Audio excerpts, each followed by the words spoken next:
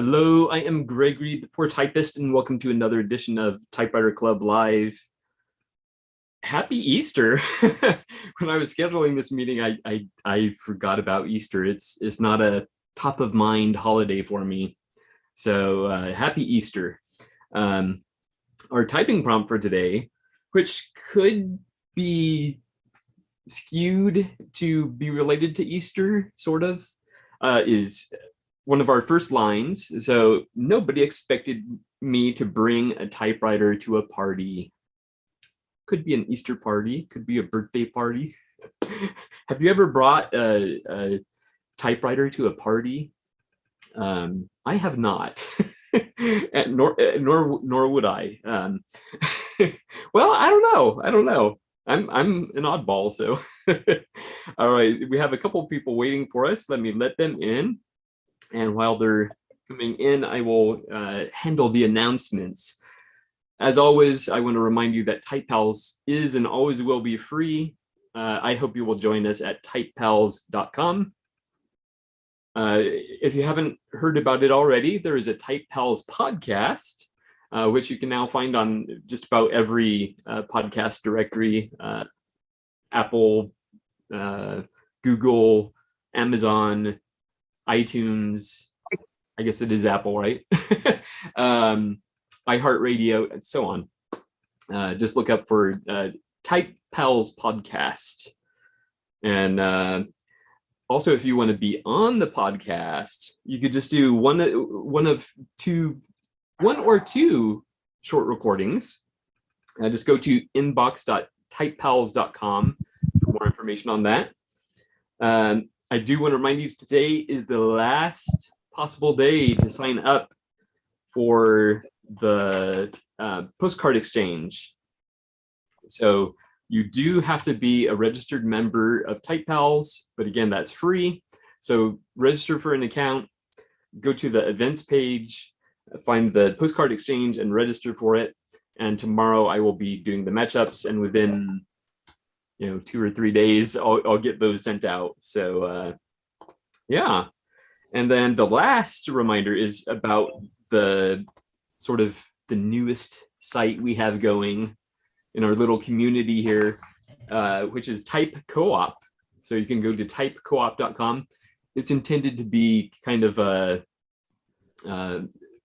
destination where you can find all sorts of typewriter related links. So, and I hope you will participate in that as well. But anyway, there you go. A lot of announcements this morning. My goodness. Robert, how are you doing? Hello, Gregory. I hope you can understand me. I'm fine, Yes. yeah. Good, It's, good. One good news and a bad news. The good news is it's Easter. Happy Easter to everyone. And the weather here is fine. The bad news is I'm in quarantine due to COVID-19. But as you see, I'm quite feeling okay. So Okay. nothing to worry about. And I don't want to shock you, everyone. Yeah. But we have to stay, I think, until Tuesday at home, and then I got to go to the doctor, get another test, and then I hope everything is fine. Just a bit in the nose, and I had 2 days a bit of a headache, but it's gone, and so I'm confident to get it without to leave it without any traces or something like that. Well, that's good. That's good. I don't know if you know, but I recently had it myself. And I think ultimately most people are probably going to get it. It's just going to be one of those things where it's kind of like the flu now. So yeah, definitely. I think that's true. And all around me, I hear it all the time. And a year ago, it was much harder. So I had one of my colleagues, she had to stay for nearly 1 year at home with heavy problems. But now, okay, everything here is vaccinated. And so I don't hear of any serious cases more around, so I'm confident that, as you said, everyone will have it, everyone will survive it, hopefully. I think we have to protect the elders, people, they are a bit more vulnerable, I think is the right word. Yes. And so, let's see. Yeah. My dad also had it, and he actually fared better than I did. So which I thought was funny because he's 86. In May he's going to be 87 actually. So, oh man, makes me feel kind of bad that I didn't handle it as well, but it's good for him though. But anyway, Yeah. is there anything new in your world? Any new typewriters or anything? Yes, I have something new here, but I have something for the type prompt too. Oh, cool. It's also in connection with the typewriter, and one new typewriter I have here. I just unwrap it. It's a Chroma Colibri, Oh, and I really had a good luck because it was announced as an Erica, and so I think no one went on it on the as a kind of eBay. But I have to say it's well in quite rough shape. I try to get it in the picture. That's it. That's her or that's him. I have to do a lot of it because it's a Luxus version, so it has here a ribbon selector, and here I have a touch control. This is only with a Luxus version. The normal version doesn't have these items. And here are some pieces are missing. So here's a point where you can push down, and then normally the paper support pops out. And this also blocks the carriage. And you see nothing happened. It's a bit stuck, so you need to figure it with a tool out. Some work is to do. And the main problem for it is it's quite a good typer, but the A is very hard to type. And I'm very happy that I'm a touch typer, and so I have really problems with my left pinky to use this A. And so I have to do some work with it. But it's okay, and it was really fine. And here we have the, I have to bring the camera. I think you can read it right on the right side. Yes. Yeah, it's a VEB Chroma. VEB means it was used in the German Democratic Republic. It means volkseigener Betrieb. I don't know to translate it exactly. It is a factory owned by the public. It's also in many socialist states, as they say, everything belongs to the people. And so these factories, they were called, or companies were called VEB. It means Volkseigener Betrieb. In every book you can find it where it's printed VEB. This is only from in the era of the German Democratic Republic, GDR, or we say DDR. It's a piece of history, I think, and so I will keep it and will try to get it in a better shape. That is excellent. That's a great find. Yeah, and luckily because they're really searched in Germany, and when you look on the typical things, Facebook Marketplace or eBay, when you are looking for Chroma Colibri, you will always have prices about 100, 150 euros. And this one came to me for 30 euros. So luck. Wow. Oh man, I'm a little jealous. Yeah, but you all have your nice Swiss Coronas we don't have here, and we are looking for a nice Olivas, which is really hard to find here. And so we all have our problems from this side, from the pond, and the other side of the pond. That's true. That's very true. And I was looking at, yeah. Go ahead. Yeah, no, I just had bad luck because I found an Olympia also on a marketplace, eBay, with Cyrillic typefaces, or what's written in Russia or Ukraine. I was really interested in it, but now the price has risen up in the air. And I could have made an instant buy, but I didn't. Oh, yeah. You hesitated. Yeah, a bit. Yeah, a bit. But okay, we have to learn. Yeah. And is there anything else new with you? Not seriously, no. We had only a little Eastern because the children are growing up, so not especially. What I have too is I try to show it. Also, I found it on eBay. It is when you think about learning touch typing in a class, they all have these stands for the paper to yes. And what I found, yes, I try to show it. I hope you can see it. It's something like this. It's like Oh yeah, a yeah, copy holder. a copy holder. Yeah, and it's quite nice. I think it's from the 60s. Very heavy foot. Yeah, And here you can adjust it a bit higher and lower. And this here is kind of a brass. Looks quite nice. Don't read it. Read it for later. And yeah, I'm quite happy with it. It fits nice to my typewriters or to my desk, which is not already finished now, but maybe it comes someday. yeah, yeah. But no, I don't want to take all the time. Many others want to talk too, and so this was my first thing to say for right now. Yeah, yeah, and maybe later we'll have you share your typing prompt. Unless you want to share it now, you're welcome to share it now. It doesn't matter. I've written something about the topic you've published. I don't know. Maybe I've misunderstood the word typing prompt. I think it means something, just writing something spontaneously about the topic. Yeah. Yes. I did it not now. I did it 2 days or 3 days later before. So I thought, okay, that would be a nice idea. And here we are. So I have to take my papers. So please in the class be quiet and I try to read it without hesitation. Okay. Nobody expected me to bring a typewriter to a party, but I couldn't resist to do so. It was a boring party and all the guests stood around and followed always the urge to take a brief look on the smartphone to escape this event of boringness. The food was already eaten and the music was only able to drive me nuts when staying in a stuck elevator. There came my typewriter to action. Through the mixture of uninteresting party sounds came a steady clackety-clack, and sometimes a bing, silent but so present that everyone wanted to find out the source of these sounds.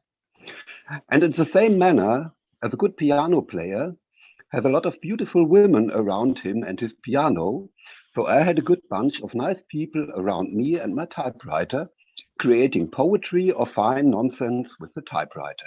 And the typewriter was my Olivetti Ico, which is as elegant as an Italian gigolo. And here's the typewriter. Excellent. Hope you can see it. It's really a fine machine. Very beautiful. Wow. I would think that would draw attention. I hope so. Okay. That was my try for a typewriter prompt. That was very, very good. That was an excellent one. Now the question is, was that fictitious or was it real? Sorry to say it was fiction. Okay. But that's okay. That's okay.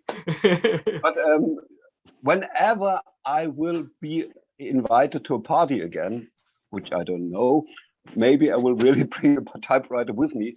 If it's the ICO or if it's something more robust, I don't know. Yeah. But every time we should spread around that we love typewriters. But when you go to the party, maybe you will have a lot of offers. Oh, my mama has a typewriter in the attic. Would you have it? And so let's see. And you know what? I absolutely loved your comparison of the typewriter being compared to someone playing the piano. I could totally see that happening. Definitely. Yeah, that's my intention. Yeah. Okay. Excellent. Well, thank you so much for sharing. That was awesome. Okay, so I'll be around here. Okay. You know where to find me. Yeah. Okay. Susan, how are you doing? I'm fine, Gregory. How are you? Good, good. I don't really have anything new except that I got 2 wonderful letters from Type Pals. Daniel sent me a letter and Andrew Smith sent me a letter unexpectedly this week, and it was just lovely. Oh, I always love to hear that. That is awesome. Nice. And I just also wanted to say that I hope everybody watched Joe Van Cleve's latest video about what's in your typewriter bag. It was a great video. And I would encourage everyone to get a typewriter bag. Because of Joe Van Cleve, went to a thrift store and bought a wonderful Samsonite laptop bag, and I use it for my Olympia SF Deluxe. This is it right here. Let me zoom in on you. Oh yeah, I love those. Oh, And it has cursive typeface. oh Script man. typeface. And last year at this time, I took it to Wyoming, and we went on, we flew, and it was so much fun going through. I took my typewriter as a carry-on in the Samsonite laptop bag, and I packed my journal and other things in there too, an extra ribbon. And it's a great bag because it has a fully padded compartment with Velcro straps that hold the typewriter securely in place.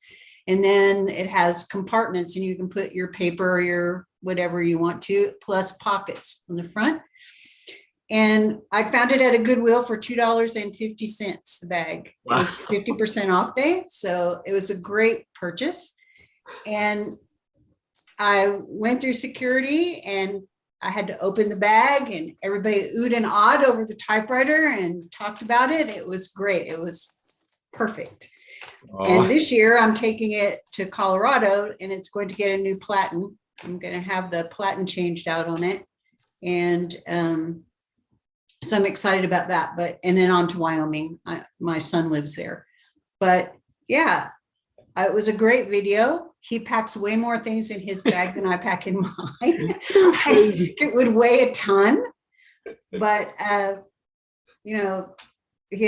that's a great idea to use a laptop bag to travel with your typewriter, and instead of the case, because the cases are often just really inadequate. You can't put your stuff in there that you need to type with, and you can find them very cheaply at the thrift stores. I found one recently for another typing friend of mine in my neighborhood, and I said, don't buy it, pay full price, because he wanted to have pictures of my bag because he thought it was so cool. And I said, don't buy one. We'll find you one at a thrift store. Give me a minute and I'll find it.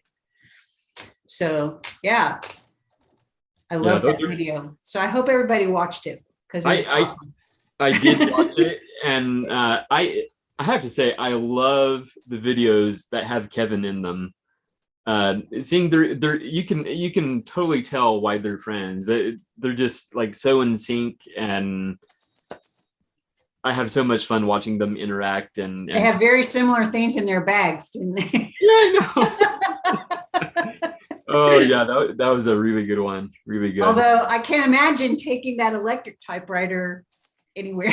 It seemed kind of heavy. Yeah, and can you imagine putting batteries in it on top of that? I know. Like, I would suspect that they're probably D batteries. I don't remember if he said, but I would suspect that they're D batteries, and those D batteries are heavy. Mm-hmm. Mm-hmm. Oh man, yeah, but that was a lot of fun. Yeah. Yeah, it was a really good video this week. Yeah, and how are the plans going for the type-in? Oh, they're going fine. It's a ways away. So, I've already been contacted by a number of people that are going to help me set up on the day of and everything. And the great thing is I think I mentioned this last week, we have a kitchen attached to our room, so we can have drinks and snacks and things. So I'm figuring out what I'm going to do there. And I've got paper ready for people to type. I already know what machines I'm bringing. There's people bringing other machines, so I don't have to bring them all, thank goodness, because that would be a disaster. But yeah, I think people are getting excited. It's still a couple months away. Yeah. But now, at least we're having one. So yeah.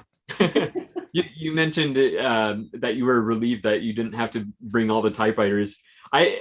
I'm pretty sure when Curry Russell had his, I think he provided all the typewriters. Well, I think Natasha did too when she had hers. Yes. And I think that's a lot of work if you're bringing all of them.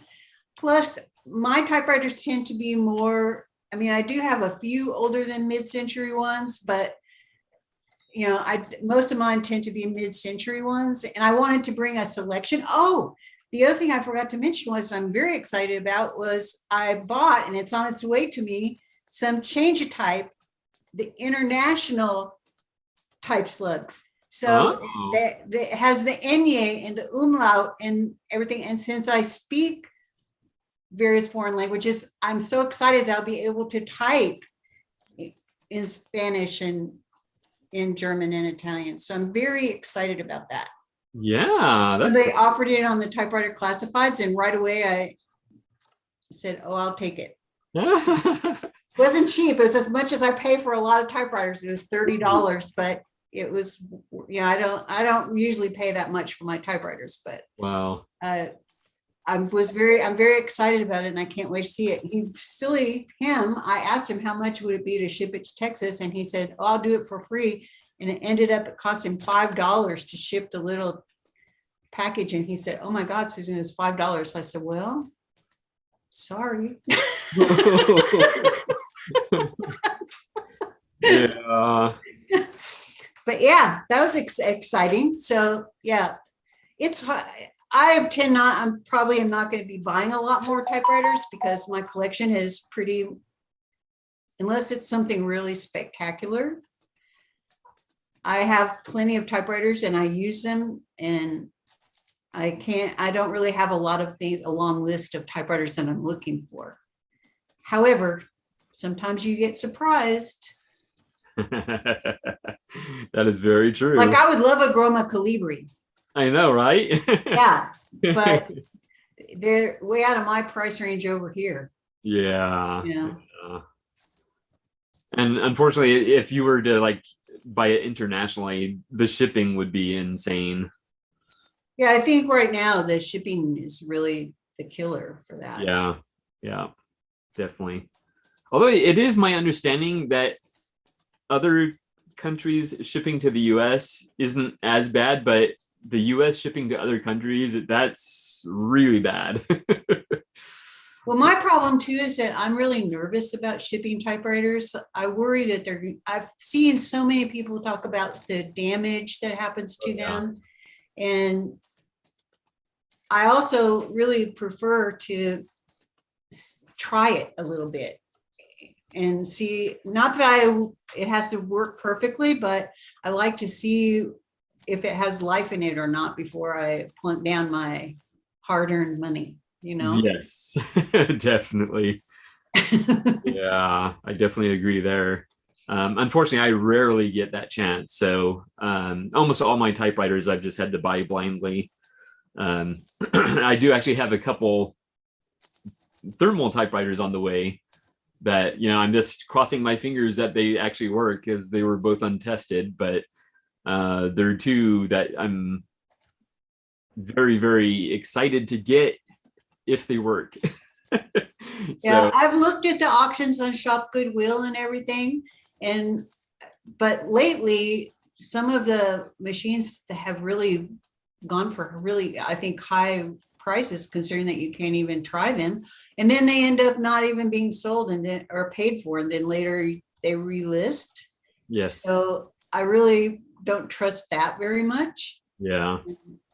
But I've had very good luck, and I have a pretty good collection. I mean, I have 5 Olympias, and I have 3 Hermes machines. Wow.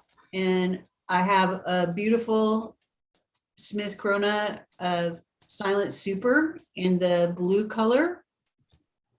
I have a white Royal that they tell me is very rare, that Quiet Deluxe that I love. Although Royals are not my favorite type on. Oh, and recently I got a Hermes Rocket for only $40. So, I mean, I've been really lucky. That's insane.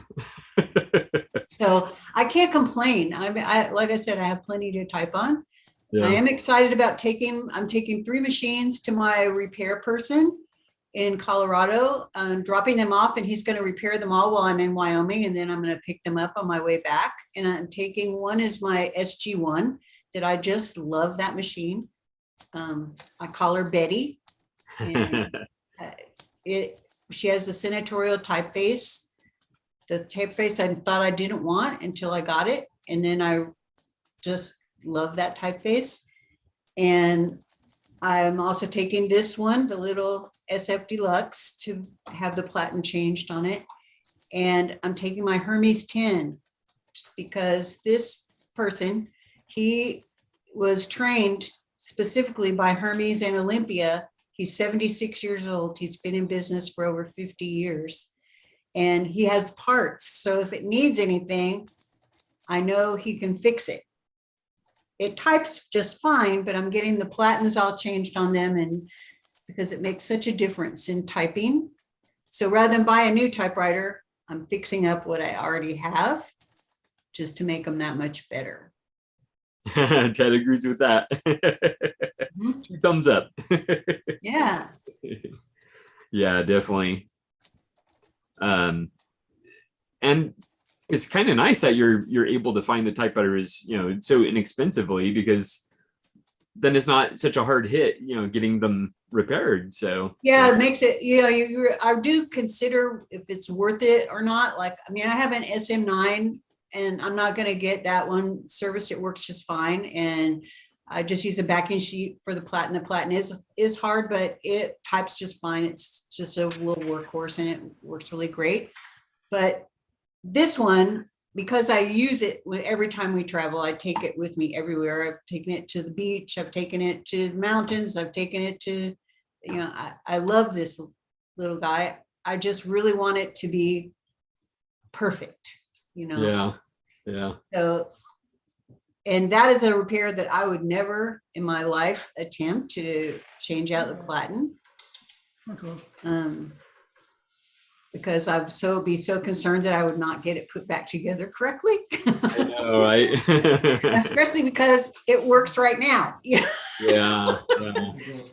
I'm very hesitant to, as I said, do no harm. That's basically my philosophy. Yeah, you need to get some of those typewriters that taking out the platen is just a matter of flicking a little switch and you just pull it out. Well, that's my one that I'm going to use the change type keys on. Was a typewriter that was gifted to me by my mother-in-law, and it has that. It's a Smith Corona that has the quick release platen, and I've taken the platen out on that one to be able to clean underneath and everything. But right when I got that one, I heard about the change type, and I've always wanted the change type keys. And there have been collections on eBay and things for, a couple packets of, usually it's the mathematical ones that they have. But I really wanted the international keys. And so I'm really extremely happy that it's on its way to me now. Yeah. They make little smiley faces also, don't they? Yeah. Mm-hmm. Yeah. They're very easy to change out because you just take the little key top off and then you take the little one key, put your little enye or your umlaut or whatever it is that you want to put there. And then now you have a European type slug. It's awesome. Wow. Very And cool. I guess they weren't very popular when they offered them. I mean, from what I understand, there's not that many out there because not very many people took advantage of that. I mean, I've often seen the little order forms and the little cards, and I've researched before and I was able to pull up a listing of all of the different sets that they offered. But people didn't buy them, and they were only like $10 for the set. So that would have been and there were 4 type slugs in each set. There's usually 2 changeable type places on each typewriter. So you can only do 2 at a time. Yeah. And sometimes people have found them actually tucked inside the typewriter because some of the Smith Corona typewriters have a little cavity where you can put the little holder. I have never been that lucky. Yeah. Never.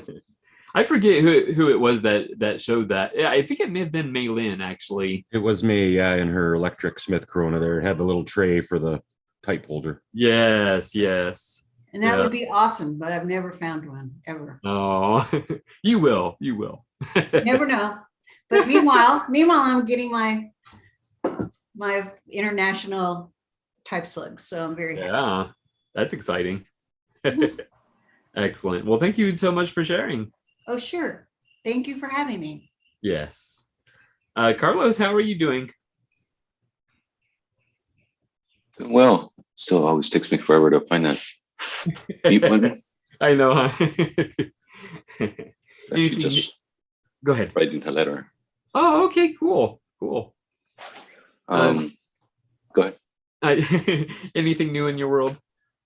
I got back my Olympia Splendid 33. It's working nicely yeah. finally. Turns out the fixes I was trying to do were wrong, so Oh, kind of nice to have a professional do it. yes. Yeah, it's working awesome now. I love the clean, what do you call it? Impression that it makes. Yeah. As compared to my Hermes rocket, which is, I don't know, not as even as Splendid. I was gonna say, you mentioned that you're getting a couple of thermal typewriters. I'm writing on one right now, so I'm curious what are you getting, receiving? So this is the first one is one that I've been trying to get for quite some time, and I think 2 have passed through my hands, but they're always defective. The first one is the Canon Typestar 2, which come up once in a while. One I've never seen is a Typestar 1, so I almost wonder if those even exist. But the Typestar 2 is on the way. And then I gifted, and this is going back a ways, more than a year ago, I gifted a Sharp PA 1050 to Joe Van Cleve. And when he made the video for it, and it ended up being one of his favorite thermal typewriters, I was having regrets. So I had been on the hunt for one again, and I didn't find the PA 1050, but I found a PA 1000. So, an earlier model. So fingers crossed that one works. They're both untested. So, but I'm pretty excited. And one was close to $20 and the other was close to $25, and that's including shipping. So I was like the only bidder on both of them. Yeah. Which I expected on the Sharp, because people aren't really familiar with that brand that much. But the Typestar, sometimes there can be bidding battles for those. So yeah. I regret giving up a Sharp PA series thermal too. I just didn't realize how cool it was until I let it go. So I had one that I took apart and I never got back together. Oh, I don't no. remember, I remember if there was something wrong with it to start with, or if I was just cleaning it, but I could never find all the parts and put them back together. So I gave it to an electronics recycling place at the end of the day. Yeah. A big box of other stuff that I'd done that too. Yeah. I think if I remember correctly, Joe had the video where he was comparing all the different thermal typewriters, Right. and made a spreadsheet out of it. And I believe, I could be wrong, but I believe the Sharp was the one that won. I believe so too. Yes. Yeah. So that was kind of causing some regret. I mean, I don't really regret it because he made fantastic videos out of those thermal typewriters I sent, but at the same time, the time you got to spend with them. Yes. So now hopefully I'm gonna have one again, or a similar one anyway. But yeah. Good. Yeah, the screens are particularly nice. They have more rows than the other ones. Yeah. Which is pretty handy at times. Yeah, definitely. Excellent. And also, I don't think the Typestars are in any kind of sequential order that makes sense. No, I think that because I think the 5 came, it's like 5, 7, and then 6, 2 in that order. I think the 5 was one of the first ones. 7's after that. 6 definitely came before 7. I mean, after 7. One interesting thing, and this would, I think, support what you're saying, is I've looked at auctions for Typestar 3s, but on the bottom of the machine, it says Typestar 5. So there's something funny going on there. Maybe they're using the same shell, and they just put different electronics in it. Yeah. And Yeah. different I don't know. features. It's wildly different between each one, and it doesn't make any sense as far as the numbering scheme. Yeah, I think the Typestar 4 is the best one, but yeah. I agree. Yeah. Yeah. I like the 7, but I know you say that 7 seems like a ripoff because they put one of the fonts on a cartridge.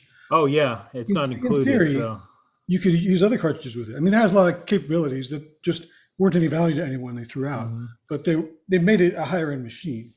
does the 7 do justification? I don't know. It's Uh, also got a big long display. It's got the biggest display of any Typestars. I don't think, I could be wrong, but I don't think they brought the justification back. Or if they did, it was in the later ones. Yeah, no, I think you're right. I think it had a lot of features, but it was before they did justification in any of them. Well, that's what I love about the 4 is it can do Yeah. justification. Yeah. So that's really great for my blog posts with the long skinny. Yes. I can actually do justified lines, which is Yeah. with that techno font that it comes with. It's love the machine. Love that machine. Yeah. It's a good one. My issue with the so I have a Typestar 6, and my issue is one of the rollers. I think it's a lot more grippier than all the other ones, and I was trying to sand it down because otherwise it starts. Whoop. Yeah. They do You just that. got I to mean, straighten it midway through or something. yeah, it's Yeah. they have foam rubber platens, and so those things are 20, 30 what you years get. old now. So well, Yeah. more than that. Geez, 40 years old. Yeah. So Yeah. yeah, you just got to deal with that. It's one of the things. They're made of plastic and they won't last, forever. So enjoy them while they're here. Exactly. Yeah, that's- Every day, more of them go away. Yeah, I like my brother EP43. I don't know, it's a lot smoother. There's way more options of things I can do with it. Yeah. Like I found out that you can do not uppercase. What is it called? Ascending and descending. Exponents. Yes. Oh yeah. Yeah, superscripts. Yeah, Mhm. which is kind of nice. Yeah. There's all kinds of stuff. By the way, if you want an EP45 that nearly caught on fire, I can send it to you. That's okay. Is that the one where the batteries are getting hot? Yeah. That's Yeah. scary. I don't know. Unless you had one of them in backwards, they were mismatched. That's strange. I don't know why it would do that. Yeah. It was very alarming. Especially that batteries can cause that much heat. It's Yeah. You can dump a lot of amps out of batteries Yeah. that's true. real quick. The Yeah. short batteries, they don't have a fuse on them. They just go until they run out of juice. Yeah. Yeah, well, remember those? I think it was the Samsungs that were catching on fire in people's pockets and stuff. Oh The yeah. phones, a couple years ago. Galaxy Note. I actually had this. It was an old cell phone. I'm sure it was one of the Samsungs, and I had long since upgraded my phone, but I was keeping this one because I was using it like a security camera. There's an app where you can turn old phones into security cameras. Yeah, Ted's doing that. Yeah, so I was using that, and I had it just plugged in all the time. And one day I noticed that the whole phone was like swollen. I was like, uh-oh. Yeah, my laptop did that. My touchpad turned from an innie to an outie. Yeah. It was rising above the rest of the laptop, and I opened it up, and the battery was all swollen up. Oh man, yeah. Batteries are scary things, man. That's why we should use manual typewriters. That's right. That's right. Bring it back around to typewriters. Yeah. Excellent. Well, Carlos, anything else new with you? Oh, Now, when you went back to get your typewriter, and I'll remind people that it was Berkeley Typewriter, right? yeah. Yeah. Were you tempted by anything? I brought it up last night that I was tempted by IBM Selectrics, but I don't know. They're kind of big and bulky, and I could get similar crisp impressions using these thermal typewriters. So I think I went back to my thermal typewriters. Just use this. It's fine. Yeah, and they're like the exact opposite. They're so small and light. Yeah. Yeah, very cool. Very cool. Well, thank you so much for being here, Carlos. Sean, how are you doing? I'm very good. A couple comments.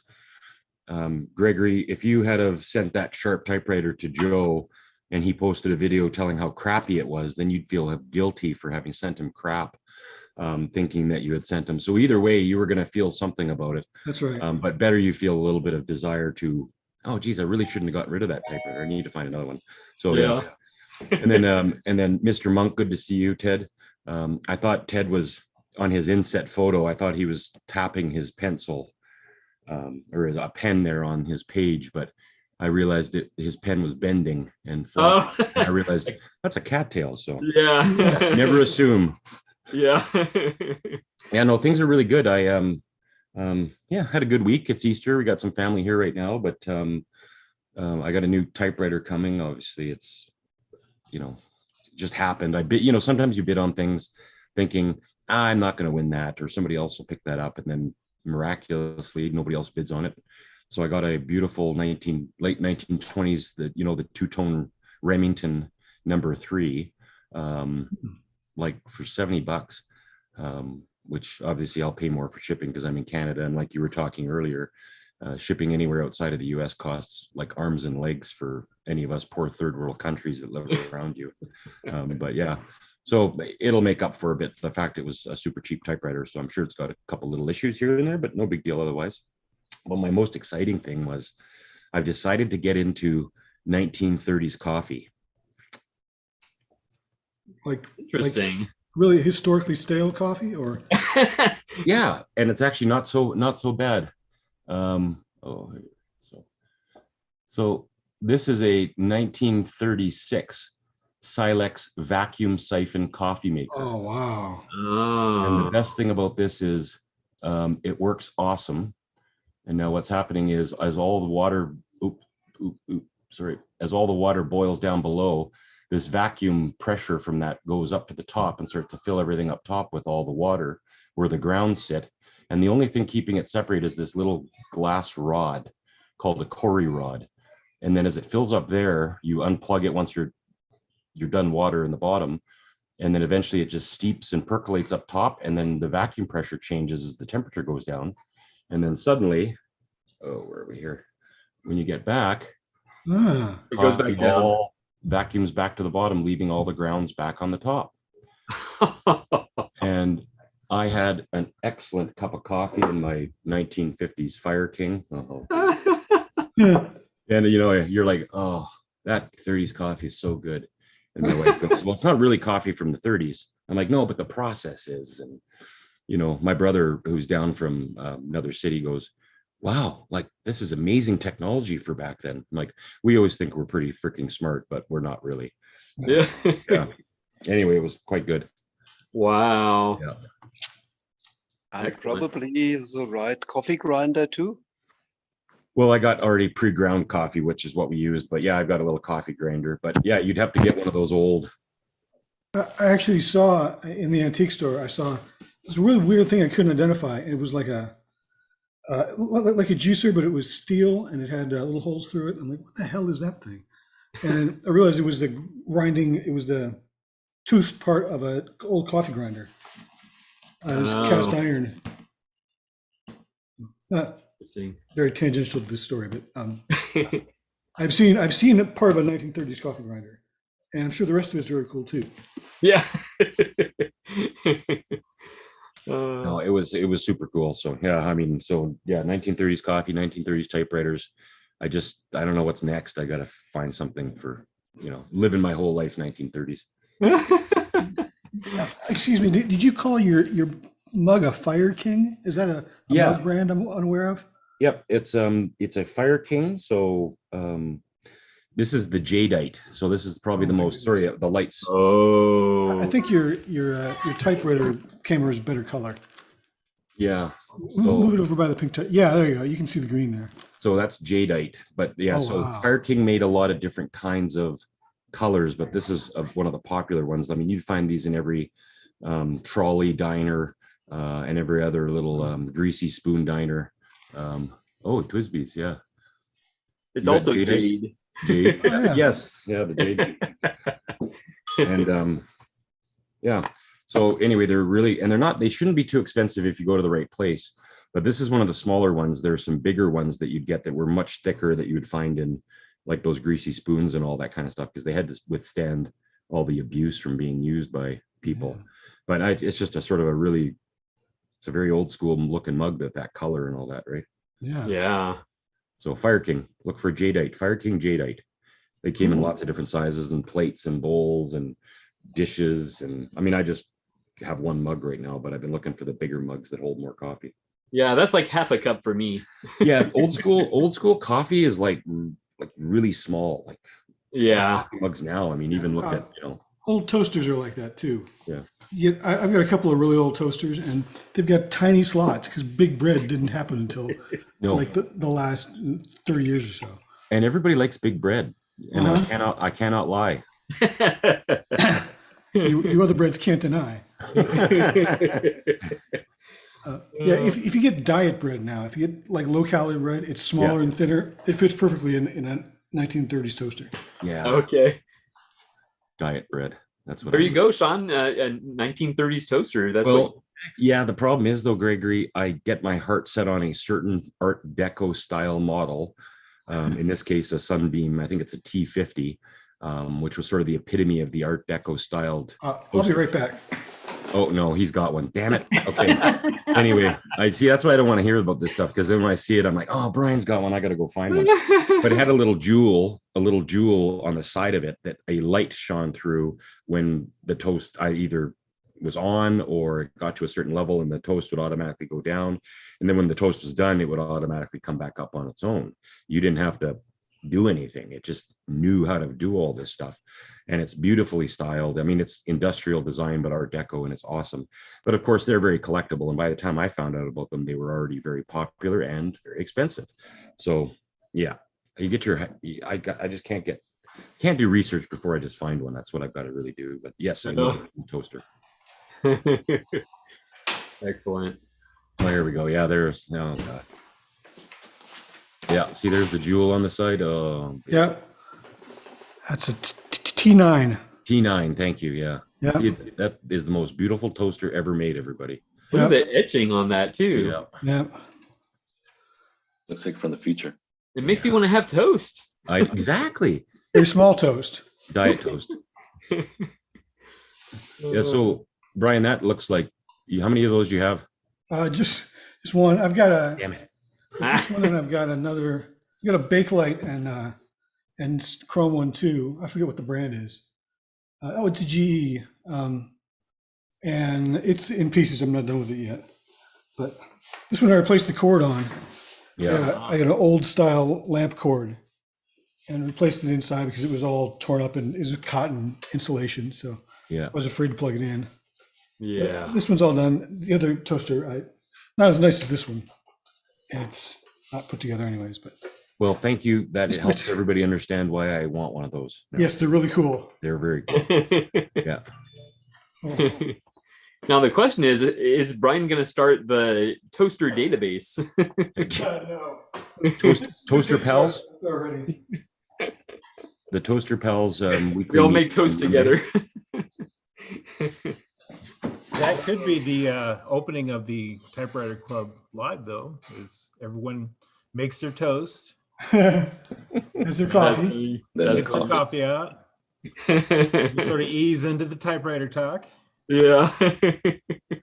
Yep. Get our juice makers out. I know. Yeah. Okay. So speaking of 1930s, as long as I'm here, anybody know what this is? Let me zoom in on you. Let's see. Oh, an old car radio. Yeah, it is. Radio. Yeah. Yeah. Motorola 250. Wow. Yeah. Yeah, I had a friend in my boxing class, knew I worked on electronics and stuff, and asked me if I wanted to take a look at it. And yeah, it weighs probably 15 pounds, and it bolts underneath your dashboard. So It'll be full of vacuum tubes, eh? Oh yeah, Yeah. all tube. Well, I put the front piece holds the top on, so I can't take it apart. Car 54, where are you? So this is just an AM radio with little presets on it. Yeah. By Motorola, back when Motorola made these. Because Wow. that's how they started business. This is where they started, car radios. Yeah. Yeah, Moto. You're not out looking at typewriters. Car 54 out. So that's in terms of things that I have that are new to show you. This is it. So That's great, Brian. Thanks. Yeah, That's, pretty that cool. gets me fired up. That's just what I don't need to see. So I'm gonna go look. Yeah. Anyway, yeah. So that's it for me. Yeah. So no new typewriter to show, but just odds and ends. And for questions last week, the snorkel pen that I filled up last week Yes. works just fine all week. It's still writing. It hasn't been leaking anywhere, so seems to be good to go. Oh, that's awesome. Yep. Excellent. And what typewriter do you have there? I've got a West German. Everybody seems going east. Well, no, Susan did West Germans, but I got the Voss Deluxe, and that's in pink and cream, made in Western Germany, which we call West Germany. No, yeah. So yeah, no, it's good. Just a Pica model, but this whole thing comes apart. I forget who posted it on Instagram last week. oh yeah, There's little latches on the inside and the front and the back, so you can just basically take the whole thing off. it's like the Predator's face. Yeah, Running just from the side and up and down. Sad Yeah. face model. yeah, the sad face. Yeah, this is the sad face model. Yeah, this is what. Yeah, it's got that. Oh. Running face. But it's a happy colored typewriter with a sad face. Yeah. And yeah, this came to me, 3 or 4 years ago now. But when it came, the guy hadn't properly locked it in and properly padded it inside, so it came loose and it bent the carriage return a bit, but knocked off a bunch of other things inside, adjustments, and so nothing typed. The type bars wouldn't even get to the paper and print, and I was super mad about it because it was a buy it now, and sort of like Carlos, Carlos's learning whoever it was, Robert's learning about, just buy it now. Sometimes don't wait because you'll lose it. I just bought it and I spent more money than I probably should have, but I liked the color and it was unique. Yeah. Anyway, so I was super upset that it was all out of whack, and I didn't throw it, but I put it aside. And 6 months later, I went back to it and looked at it, and I had developed enough knowledge in repairing other typewriters that I was absolutely able to get into it and fix it. This thing has so many fine adjustments for a West German typewriter, for German typewriters in general. It has so many little screw adjustments. You can absolutely adjust everything on this with a screw, that on most American typewriters was about forming something to get it working. But there was a screw for everything. There was a screw for the way the platen sits and all the card guides, and there was all this interconnected engineering that was just way above my pay grade for quite a while. But then when I got back to it and just sort of thought about it logically and let it sit, it works great. It's just an awesome typewriter. So every time you adjust one of those screws, do you have to loosen another screw to unlock that? Yeah, sometimes there were interdependent screws, especially on the carriage, the way the shift works and the way everything was there. And then actually the way it connected with the card guides, the plastic card guides up top, you wouldn't believe there was a little connection piece there that would manage a leverage point to manage the way that it raised up in the shift, so that you managed your ring and cylinder still properly. Like it was, oh wow, it was like the knee bones connected to and then you had to sort of adjust downstream a bit. And yeah, I'm glad I got it working, but yeah, it was a bit of a stress. So anyway, it's a great typewriter and cool color. And I thought, yeah, let's go German today. Yeah, that's gorgeous. Yeah. Thank you. Absolutely. Worth your efforts. Yeah, I'm glad I gave it some time and went back to it later because I was so upset. Such a beautiful typewriter getting ruined. I know. Who was a professed typewriter person just didn't pack it properly and lock it and pad it. So, wow. Yeah. All right. Yeah. And anything else new with you? Negatory. Nope. Okay. Well, thank you for being here as always, Sean. Thank you. You always have the most beautiful typewriters. I think thanks. All just a little bit jealous. Well, I wish I had a Sharp to send you, but I don't. So I'll find something else. Then Gregory will send you to enjoy. Something that'll be really out of your wheelhouse. Change you. Yeah. Excellent. All right. And Ted, how are you doing? Good. I'm doing fine. Hey, good. It was new in your world. It's been a little while since we've seen It's you. been a while. I just got off a big job, so I'm now entering back into the social aspects of my life, including Typewriter Club Live. So, Oh, and yeah. so I started a podcast and listened to the first 2 episodes. I still have to hit the third one, but of course, I've heard the first 2.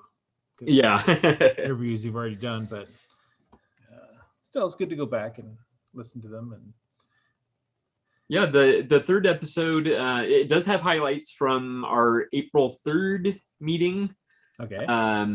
But it does have, in the middle there, it does have some new content. I'm featuring member spotlights. So content. Yeah, so people go to inbox.typepals.com and they can do a recording. And of course, you're invited to do that as well. You could do one of the little bumpers or whatever you want. But I suppose I could. Yeah, that'd be great. Yeah. Let's see about that. Yeah. I probably will. But I don't know. Today, Sean mentioned the East German typewriters, and today I'm probably going to go over the pages for the East German typewriters on Typewriter database and do a bunch of updates, mainly for Aztec, because I've been learning a lot about Aztec and kind of tracing the ending of the East German typewriter companies as they transitioned into Robotron. There's kind of a gray area between 1960 and 1968 that's interesting to explore, and Aztec covers up to 1965 of that. So cool. A lot of those East German machines ended up going to the American market with being factory refurbed for American keyboards and such. So you can see the end of Groma and Aztec. You can see the end of Optima. Well, you see at the end of Optima in Erica, but there's a lot of interconnections as things faded out and faded back in. Yeah. Did Erica kind of buy everything at the end, or they ended the last up one standing? Erica ended up being the last one standing. They all kind of either, like Optima became, when you bought an Optima in 1960, it would be an Erica. Right. So it just had an Optima badge on it. But so Optima kind of dropped out in 1959. Groma dropped out in 1960. The last of the Gromas seem to have ended up as Aztec, I think 800s. And then Super Metal or Rheinmetall also kind of ended right around that 1960 to 1963 timeline, and a lot of the last of those ended up as Aztecs as well. So then Erica was the last one standing. Groma it seems to have stopped producing the Combina in 1960, but continued making Groma Colibris until about 1964. So you'll see a lot of those also sold into the American market. They were kind of going for dollars back then, hard currency. Yeah. And that was one of the ways they did it, is they basically took the last of the multiple East German typewriter manufacturers' production, sold it to America, and then kind of folded them all into Erica, and then Erica became Robotron. So right. Robotron. And, yeah, it's an interesting little story. I thought I'd kind of clarify that in the database, and kind of all those pages are going to end up linking to each other. So it's that's kind of what I'm going to do while I'm listening today. So. Is there going to be a blog post related to this? Yes. Excellent. There will be. There usually is. Yeah. What's the address for that, Ted? Is it monk.org/typecast? Yeah, yes. That's the one. That'd be the one. This is not a blog post yet. There will be when I'm all finished and have it all figured out. So that's what's new. Also have a new cat. I think I showed it to you last time I was here. Oh, yes. So we're back up to 3 cats. Excellent. And, I think that's it. Okay. Complete update. Yeah. I want to share something. Oh yeah. Oh, please. Okay, so I see that Diane is here, and we talked before about fountain pen holders. So I was at Walmart after church today, and I found this. It's a beauty tool organizer, and it has flexible spaces. Oh. So we're gonna have the unveiling here, assuming I can open the package. You know how packaging is. And I brought some heavy duty scissors, I think. Don't cut yourself. Yeah. Aha! I'm almost there. Okay, this looks like the perfect solution. So it's these little rubbery things. My pens. Oh yeah. Oh, You nice. can take different. You can put in different sizes. This is a Pilot Metropolitan and Jinhao 750 and Jinhao 450. And this is a roller ball. So How much was that device? $5. Wow. That is perfect. I guess I'm going to the beauty supply after this. Yeah, it was just hanging. It's just hanging there at Walmart, you know, and when I was looking for hair dye. Wow. And just one of those little side things. And I was like, oh, that looks perfect. And it is. Wow. The fact that it takes different sizes, you know, it's Yeah. Neat. yeah. So now I have a nice little display. Very cool. And it Yeah. looks like you could fit a lot more in there too. Oh yeah, definitely. There's a lot Yeah. of space. Yeah. Yep. That is awesome. Ta-da. That's one of our better unboxings. I know going back a ways, I did an unboxing on here and it was just bad. Oh, I think Joe even called me out on it, saying this is like the worst unboxing. Oh no. Whoa. Because you know some of those boxes are like covered in armor or something, you know, and you have to like Yes. spend hours just opening it. They have shears to Yeah, yeah. And I do have a new typewriter, even though I wasn't supposed to buy any more. You know, I don't know how many times I've said that, but you'll see why I couldn't resist this one. It's hard to resist most typewriters, actually, It is. I just don't have much space. if they work. That's the key for me, anyway. Oh, nice blue, right? Yeah. Yeah. What? Silent Super Alpine blue, but it's quite yellow right now. Oh, It was on Facebook Marketplace, and you know I'm the only collector here, which is great. So it was listed at 100, and then it disappeared, and then it came back, and then it disappeared, and then it came back the third time, and it always said $100, price is firm. But I really didn't want to pay 100, so I messaged her and I said, if you ever decide to stop listing this and you want to take $75, let me know.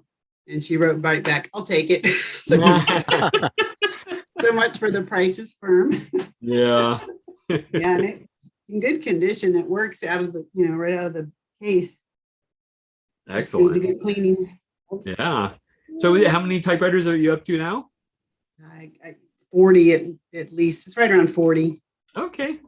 I have one heading out the door this week that I picked up for $30, that Royal Companion, because somebody was looking for a typewriter and I really don't need that one. I have a QDL, so that's a step down anyway. So I've got that all ready for her, put a ribbon in it, and it's ready to go. I'm just giving it to her at cost because I'm happy to pass it on to somebody who actually wants one. Yeah. Yeah. Yeah. Very cool. But I do have some, and I don't know what you guys do with these. I have machines that people have given me that aren't worth my time to fix. So I don't really want them, but what do you do with them then? You know? They're just sitting around the place, cluttering up. Yeah.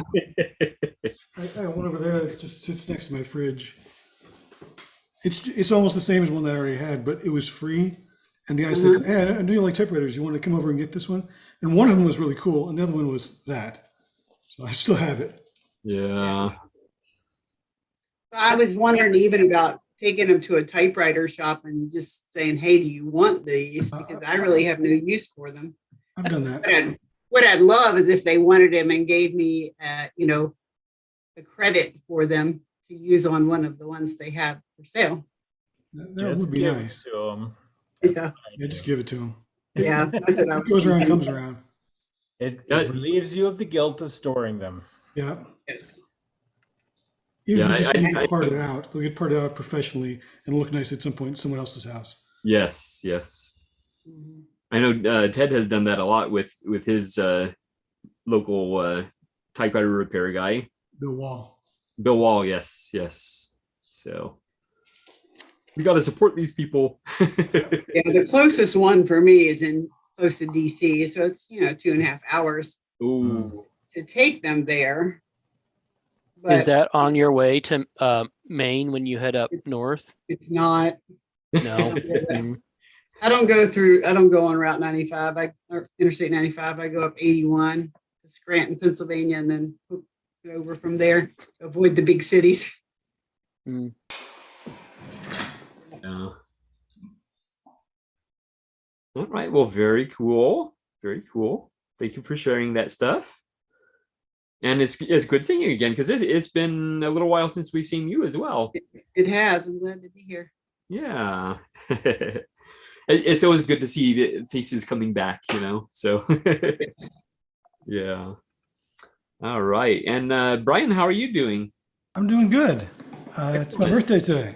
Oh, happy birthday. Happy Happy birthday. birthday. I'm Birthday to this you. many, That many? very old. It's I'm good. right behind you. Baby. So. Was the first Doctor's Tardis behind you a hint? No, I started with Peter Davidson, so I'm not that old. Oh, Okay. well, the picture you had up was of William Hartnell's Tardis. Yeah, I have two different ones of those in the can I can switch between. Oh, okay. See, the other one is right here. I think that's a Tom Baker. Oh, yeah, yeah. That was when I was a kid, so that's how old I am. That's my favorite. Oh, yeah. I- That's I- cat butt. Yeah, I know, huh? I think the TARDIS is kind of overdone now. It's As the background. no. No. Like the design. Oh, of it's the overwrought. TARDIS now. It's like all dim and Dark and Huge and flashing cavernous and- lights and yeah, it's kind of overkill. Every once in a while, they go over to the console and he's like running an egg beater or something to open the doors. And yeah, okay, I get it. The interface adapts to who the character is, but it's still, come on, that's just silly. Yeah. I agree with you. Back in my day, it was just a big thing that pulsed out of the floor. Yeah. Oh, And- and speaking go of ahead. nerdiness and my birthday, this is what my sister sent me. Oh, it's can't see- appearing in the TARDIS. It's Yeah, if you hold it- Mandalorian like no other. Yeah. the Mandalorian. Oh, Oh, I'm that's sorry. Let me zoom in on you. Sorry about that. I was spacing out. Not spacing out. Get it? Can't put it much closer. It's Oh, gonna there we take go. away. Yeah, we can see it now. We can see it. There we go. There. Okay. Well, I thought that was pretty cool. You have to trick zoom. Yeah. Very cool. Yeah. And I already showed you my Motorola radio and all that, so it's all the same. Okay. And now the big question is, did Koa get any egg dye on him? No, he did not. He went out and opened his Easter basket this morning. The Easter Beagle was here last night. Oh, It's in his basket, so I'll post videos of that later. good. Adorable. I'll look forward to that. Yeah, I'm a silly man. This is I actually just posted this on Facebook. This is me and my sister from way back in the day. Let me zoom in on you again. It's only showing her. Let me turn my TARDIS off. Where's my TARDIS? Oh, This come is on. messing with your temporal reality. It is. Yeah. Okay, there we go. Okay, yeah, there we go. Well, I must have been like 6, maybe. Well, How old I was. Look very trusting. yeah. So. Happy The Easter, same, everyone. What's that? same pair of glasses. Oh, Oh, yeah. uh, That's funny. okay. Excellent. Well, thank you so much for being here, Brian. Thanks for having me. And you're another person that you always have interesting things to show us. So like toasters and it's a lot of fun. Toaster on demand is pretty good. Yeah, there you go. All right, Bill, how are you doing? I'm hanging in there. How about you? I'm good, good. Yeah, definitely. Anything new with you? There is nothing new with me. I am working, well, attempting to work on a new blog post that has kind of a 70s theme to it. So I don't know if anybody's familiar with the old Panasonic Toodaloop. Oh, nice. Radio. Phone. Wow, that's a cool phone. Or Oh, radio. yeah. Radio. Oh, it's a radio. It's just an AM radio, Wow. and it's got this crazy, funky design to it. Yeah. Oh, But I've had it since I was a kid, Oh, and nice. I just I always loved the design of this, and so I'm tying it into my affection for some of the 70s typewriters that I have, and so many of those models take a big hit from a lot of people, but I'm like, well, Yes. there's a lot of good to be found there too, so yeah, that's what I'm working on. And then I don't know if I can share my screen. You should be Yeah. able to. Let me, Are you on a computer? yeah, Move your mouse over the screen, and at the bottom there should be a green share screen button. yeah, here we go. The suspense is building.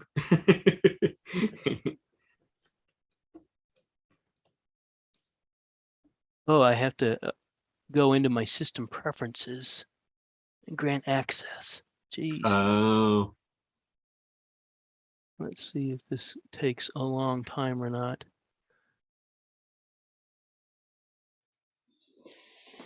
I'll tell you what, maybe I'll pop back up later. okay. Yeah, you can work on that, and yeah, we'll check back with you. But that sounds like a very interesting blog post. I can't wait to see that. Well, don't let me build it up too much, but it was just something that came up in my mind, and so we'll see how it turns out, if it ends up making the cut or not. Okay.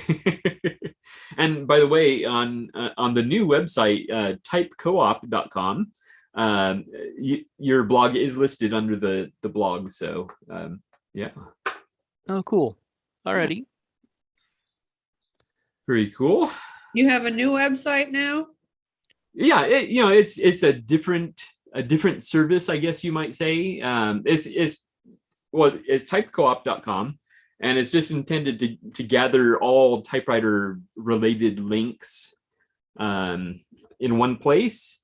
And then there's also a calendar on it. So if you have any upcoming type-ins, such as Susan does, be sure and add them to the calendar there. Yeah, and hopefully it takes off. And if not, it was worth a shot. Yeah. Yeah, because I find myself like scavenging the internet for all these related links, and I'm like, well, there should be one place where we can find everything. So that's kind of the goal there. But yeah, Looks like an ambitious project. yeah, and it'll definitely require the support of the community. So we'll see if people are willing to add to it. But either way, it's fine. Yeah. Can logged in users actually add links? You actually don't have to log in. So Okay. basically, submissions are done through a Google form. Okay. So basically, on the menu bar, it has all the different categories, and then the last one says menu, and one of the items there is submit a resource. So you click on there, it takes you to a Google form, and it's just a few questions, so it would only take a moment to fill it out. And then I manually go through the links and verify them, and then I'll add them to the website. Yeah, that's what I mean by ambitious. Yeah. You seem to take on a lot of things that require a lot of manual sort of upkeep, which is well, if it takes off, maybe I'll be hiring you to build an automated system. Well, the thing is with content linking like that, unless you want it to be just a complete crap show, you have to have some sort of moderation on everything. Yeah. That's the thing. You have to be willing to take on that piece of work. Yeah. And there haven't been any submissions yet, so it's like there's not a huge workload. It hasn't taken off yet, huh? Well, just keep pushing it. Oh yeah. I don't give up easily. That's how we got here with Type Pals. See, I'd add links, but you already added all my links, so. Yeah. Now we just need typepets.com. Can we do that? Type Pets, yes. That's next on the cat butts and Koa and. It seems like there are so many cats in the typewriter community. It's amazing. They seem to far outnumber the dogs. Yeah. All right. Let's see. Oh, and there's Koa as we speak.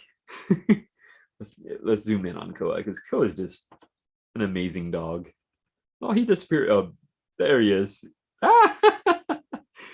Oh. By the way, my wife said she wants to meet Koa, so that's very cool. All right, so let's get back to the updates here. Dan, how are you doing? I'm well. Good to see you all. Happy Easter. Happy Easter. Yeah. Anything? Lots of fun updates from everyone this week so far. I'm really excited to dig in myself now to 1930s coffee technology. So and toasters, and not that we all need more things, but more things that have already been made. That's totally fine. Yeah. So as you might be able to tell, well, maybe not if I find the palm trees. I'm back in Florida for a bit. I don't know if there's a record if anyone's keeping track, but I'm sure I'm here, like some palm trees in Florida, and I'm back in the tropics, visiting family while I've got a couple of months worth of a lot of kind of work related trips around the US, and it's just not worth flying back and forth between the UK or Europe and here over and over and over again every couple of weeks. It would just be exhausting and actually very difficult with the COVID travel restrictions that the US still has of requiring the test. So I decided I would just come and enjoy the spring, summer weather here as a base for a while and spend more time with the family. So I'm back here, which also means I'm reunited with the typewriters that are in my storage unit in Florida. So that's nice. A good thing. Actually, I have lots of updates. I even typed, after I joined, I typed an A5 sheet of the this week's prompt. So I'll read that at the end. But what do I have? So many things that I wanted to talk about. Oh, I finally got around to adding a bunch of pictures to the Type Pals gallery, both the kind of main member gallery, but also my own. I just kind of started uploading loads of the pictures that I have. I still have to do that on the typewriter database, but that's also in my queue for the next few weeks. Now I've started to organize the pictures and some of the data around the machines themselves. So I'm catching up on a lot of my typewriter admin, as it were. I've received my first bit of Type Pals mail, which was So from Willow Creek Typewriters. So it's either Carey or Curry. It was only handwritten in script at the bottom, and I couldn't tell the difference between a U and an A. I don't know if anyone knows. It's Curry. It is Curry. Okay, no, I thought it was, but I wasn't sure. It makes it easier for me to type my response out. But so I've got a couple of stickers and a nice letter from Curry, which is fun. And I wanted to say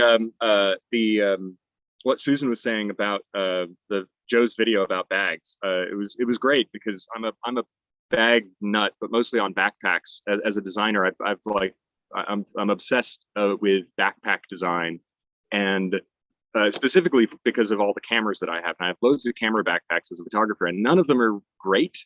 They all fall 10 to 20% short of what I would picture being perfect in some way. And so I've amassed a big collection, and then that extends naturally into backpacks that are just general use that I try to see if I can mod for protective travel.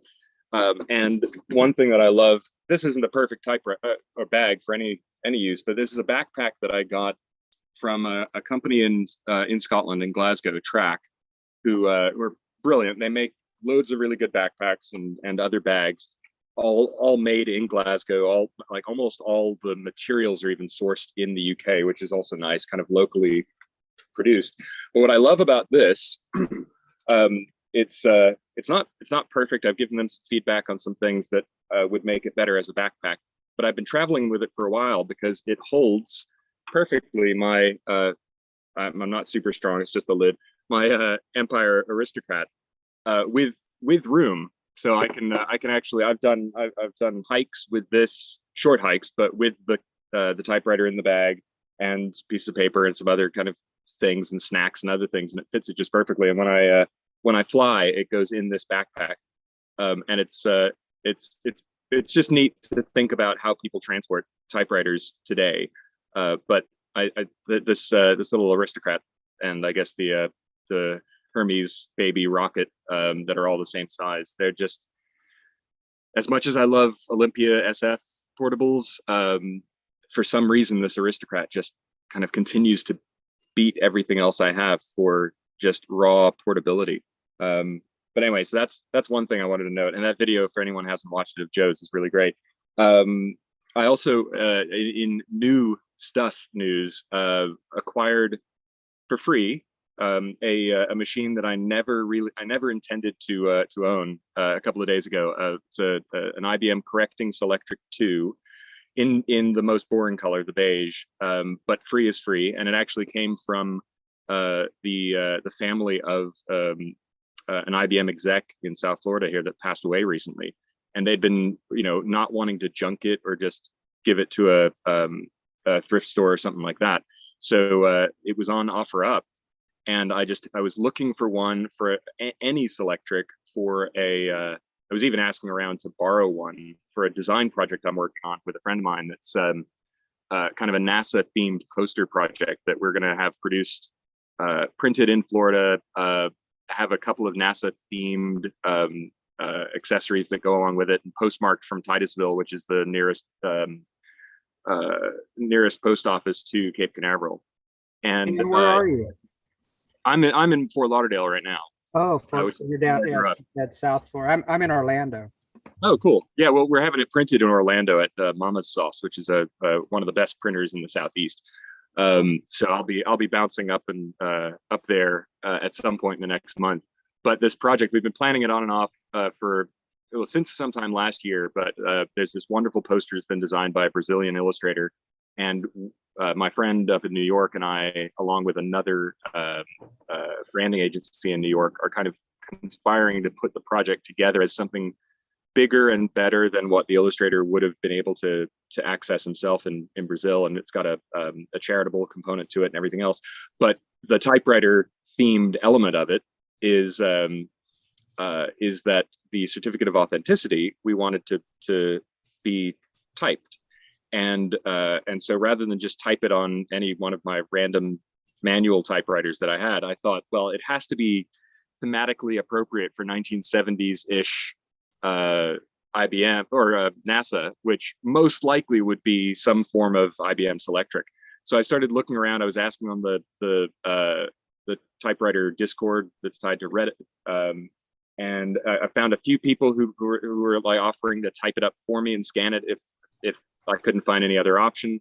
And I was just kind of looking around last week, because last week was the first week I was down here, just seeing if there was anything for sale cheaply. And of course, everything is super overpriced. But then I found this one that someone wanted to give a good home to, and I picked it up a couple of days ago. And I don't know how many of you are Selectric users, but I didn't know a thing about them. And I've just been watching every single one of the Phoenix Typewriter videos to kind of learn about these machines and what might need to be fixed, because there are, of course, predictably were a few parts that were broken, because they're the ones that break over time. But so that's my current project. It's kind of open on a desk inside the house. But so far it looks really clean, except for the most common part that breaks on all the Selectrics, which I've already found a replacement for and I've ordered in. So hopefully in the next week or so, or maybe even by next week, if the parts come in and I'm able to fix it and it's all running properly, I'll have a working Selectric to report. Oh, you can say hi to my mother. Oh, hello, live. crew. I'm here all Hello. I tell them about these wonderful live meetups. So yeah, so the IBM Selectric, correcting Selectric 2, my mind is blown, by the way, of the level of complexity and also simplicity on a kind of a granular level, that it's still a mechanical machine. Anyway, absolutely fantastic. So that's kind of a fun new thing. What else? I guess, and the only other thing, there's probably stuff I'm forgetting, but those are the exciting things, because this is just me that Selectric is me going way above and beyond. I could just have typeset it digitally, which is what we'd originally talked about, using Courier on a computer, because it's going to be offset printed. But I said, no, let me see if I can get a Selectric, and I will type up the master for the certificate of authenticity. We'll get that properly drum scanned, and then we'll have that reproduced on an offset press, and add in all the handwritten details afterwards. But why use a typewriter typeface when you can spend weeks trying to rebuild a 40-year-old typewriter to type one page up? Yeah. Have you seen the They Might Be Giants book that's typeset on a Selectric? Oh goodness, no, I haven't. What is it? Yeah, it's just called Book. I'll go get it. That's They Might Be Giants for you. They're The band They Might Be Giants. Oh yes. No, I haven't heard of them in ages. That's fantastic. Yeah. Yeah. So I guess the last thing I have for you is I can read out the little. I constrain myself to an A5 sheet, which is what I've done for that's what I do for my to-do lists and my notes and everything else. A5 is a wonderful. You can get them in the US, but in Europe and actually in the rest of the world, all these international paper standards, you can get pads of A5 paper and A6, which is like, they're all, the higher the number goes, you got just like a half size of whatever the previous paper was. So like an A0 is twice the size of an A1, and the A4 is the standard paper size. So A5 is wonderful for to-do lists, notes, letters to people that are less than an A4 or an 8.5 by 11, but also more than a postcard. And they fold up nicely into a smaller thing. So I've constrained myself to that for the story, for my little writing prompt. Also, here, I'll switch around. If I can figure out how to flip this around. Here we go. This is, I'm this on a, this version 3 which I also have a black and green ribbon in, which I've started to do on a few machines. And it's just lovely to have that as an option instead of red. And there's my aristocrat hanging out as well. But so I will read you. I'll switch this back around. I'm actually using the typewriter as my stand for the phone here. Works remarkably well. So here, it's not long, and I'll read this out, and then I'll pass it on to whoever's next. All right. Nobody expected me to bring a typewriter to a party, But there I was, sitting at the bar with a green Olympia SM3, holding court as people crowded around in small groups, asking questions while I typed out messages by request. I'm sure most of them were passing time while waiting for their drinks, but their interest always became real, each partygoer's investment increasing as they watched characters magically appear on the sheets of A5 notepaper. Can you still get ink for those things? My grandma has one of those. Do you use this for anything other than party tricks? The night continued like this for hours, as did the steady stream of free drinks, some in trade for a typed note, others in lieu of buying for the non-existent piano player.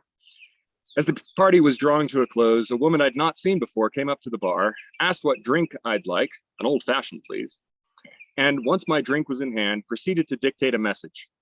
Hello, my name is Amy. I like your typewriter. My number is ...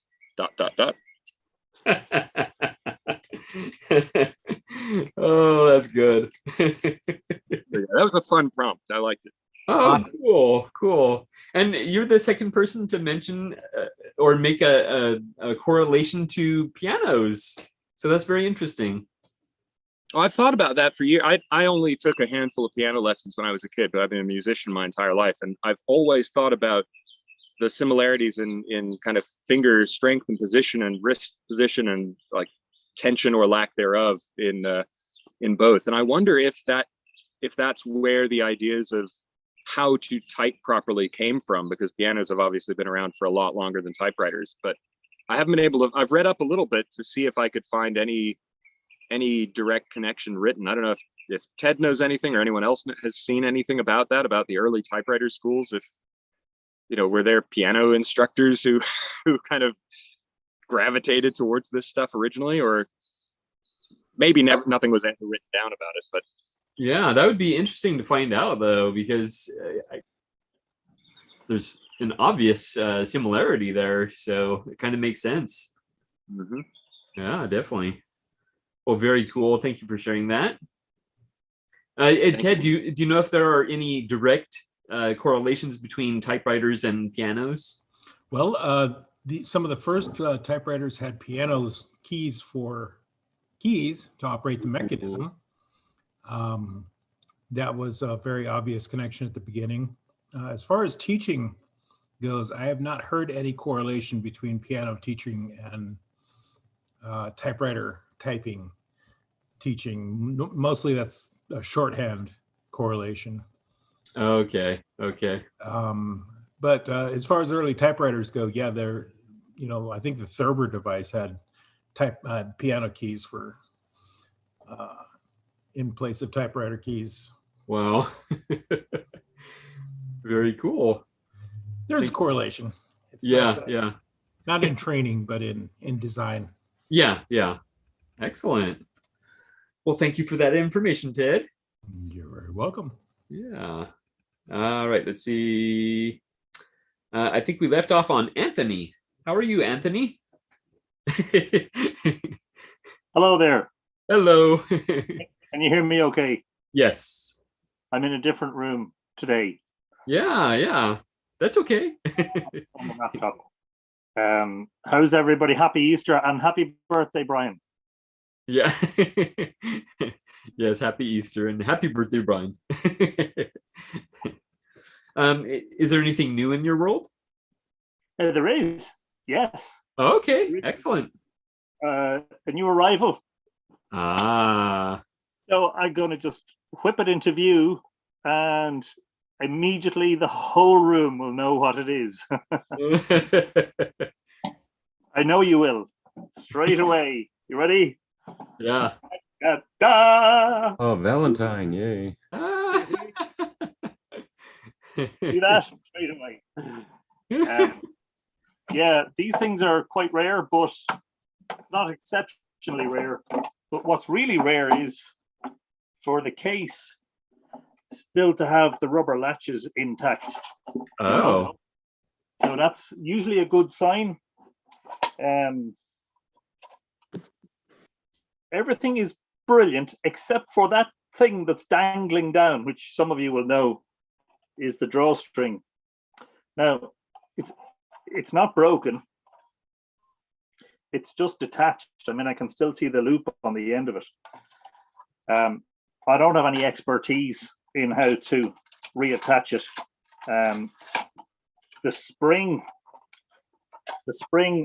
around which it winds has good tension in it. When you try to wind it, there's good tension in it.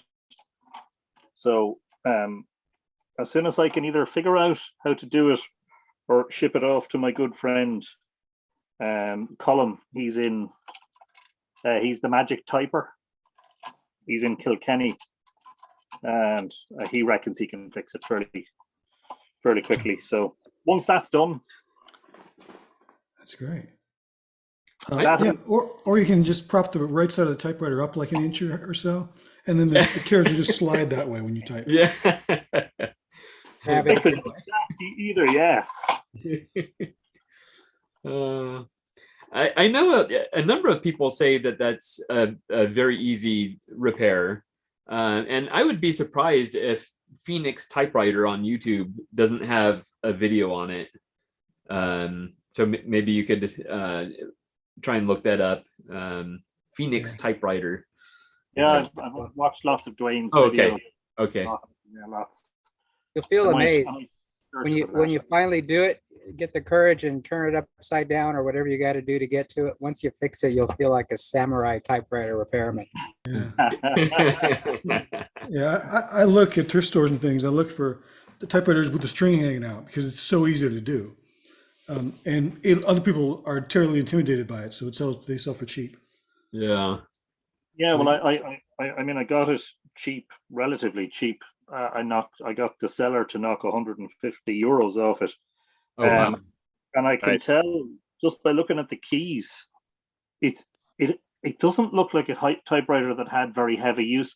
So there's a little story here, and the story is that my father, who's 78 and still alive and still working, he's been a journalist his whole life, and he had one of these when I was a kid, and it was on one of these that I learned how to type. Oh. There's a fair amount of nostalgia involved, and 2 years ago during the lockdown, I bought one for him because his one was given away years ago, and he always regretted that he didn't have it. So I bought one on it's a website here in Ireland, to say one of those adverts websites, and I got it refurbished, and I gave it to him, and he was delighted. And then I recently saw one, and I said, Will I? Yes, I will. I talked to myself about it for a good, I don't know, I debated it long and hard for about 30 seconds and then decided to go for it. That's funny. Ryan, did you say that you go in and clip the drawbands when you No. go into a Goodwill store? I look for them when the strings are hanging out. Okay, so you can get a cheaper price if you go in there and clip the drawbands. Oh, yeah, you could do that. That'd be terrible. I'm just kidding. You're just making work for yourself. That's right. Note to self: never make typewriter deal with Rich. I know. Mental note. Darn, did I say that out loud? Yeah, it's kind of like it's not with the Valentine. Apparently, the ribbon tops tend to go missing on them because to get the ribbon off, you have to screw these little tops off, and quite regularly you'll see them for sale with either one or both missing. So it's another good sign of a typewriter that A has either been looked after well, or B hasn't been used that much. Sometimes both are the same thing. It's a funny thing about the Valentine, that it was like a fashion icon, as a typewriter, it's not the most amazing experience, it's a portable, obviously, and it's designed to be light so that you can carry it around in the case. It's very cleverly designed, but I suspect that if you got a load of typewriter enthusiasts and polled them, and you asked them, and you put maybe 10 different portables on a list and asked them to pick their top 3. I'm not sure for functionality that the Valentine would be up there. I don't know whether anybody agrees or disagrees, but certainly just in terms of the look of it, they're made. I think they made them in white, and was there another color as well? Blue. Blue. The blue ones, I presume, are very rare, are they? Blue, and green as well. Green, blue, and white are well, the blue and green are rarer than the white. Right. If you had to rate them. Yeah.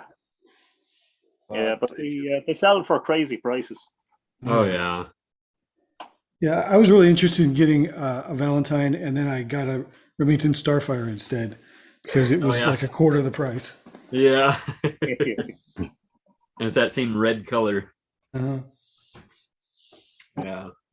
Yeah, Brian has one of the most colorful collections. Whenever I get it fixed, I'll obviously bring it back on. Yeah, definitely. We'd love to see it. I want to see the smile on your face when you show us how you fixed it. Yeah. Unless I'm not very good with fine motor skills, and my dexterity wouldn't be wonderful. So for finicky little tasks like that, if I felt, I mean, does anybody know, does the carriage have to be taken off for that? Probably not. I doubt it. No, not likely. Yeah. Probably you're just gonna have to shove the string, shove the looped end of the string underneath the carriage somehow to get it to the other side.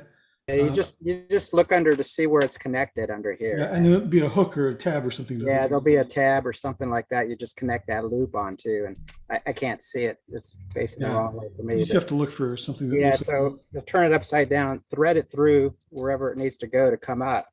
I could use gravity to help you, but then you can pull it out and try and make the connection, and then you'll be beaming with pride. I'm not as easy. I think I just lost my ribbon. I hope it didn't fall in the pool. I know. I could use a wetting. Actually, it needs to be replaced. Ouch, cat. Yeah, but hopefully you'll be able to get that working, Anthony, and you'll show it to us again, and maybe give us your thoughts on how you like it, and bring back memories. That's probably about 40 or so years ago since I typed on a Valentine, since I learned to type on a Valentine. Yeah. So okay. It'll be a trip down memory lane. Yeah. Excellent. Very cool. And is there anything else new with you? No, I mean, I've been doing plenty of writing. The SM4 and the Adler Special are getting use every day. Well, one of them is getting, I switch and change between the two. Beginning to think that typewriter is definitely the most conducive way to write, in my view. I think I was saying before, I work all day long on a computer, staring at a computer screen, and to get a break from that and to see the imprint on the paper, I mean, mistakes and all, there's just something very joyful about it, So I'm using the manual typewriters pretty much every day, I'm glad to report. So they're getting a good spin, Excellent. Yeah. And you also have your podcast, right? That's right. Monday evenings at 8:00 Irish time. That's 3 p.m. Eastern, 12 noon Pacific. Live Irish Myths. Yeah, every Monday. Excellent. Very cool. And do you type up any of the content for that?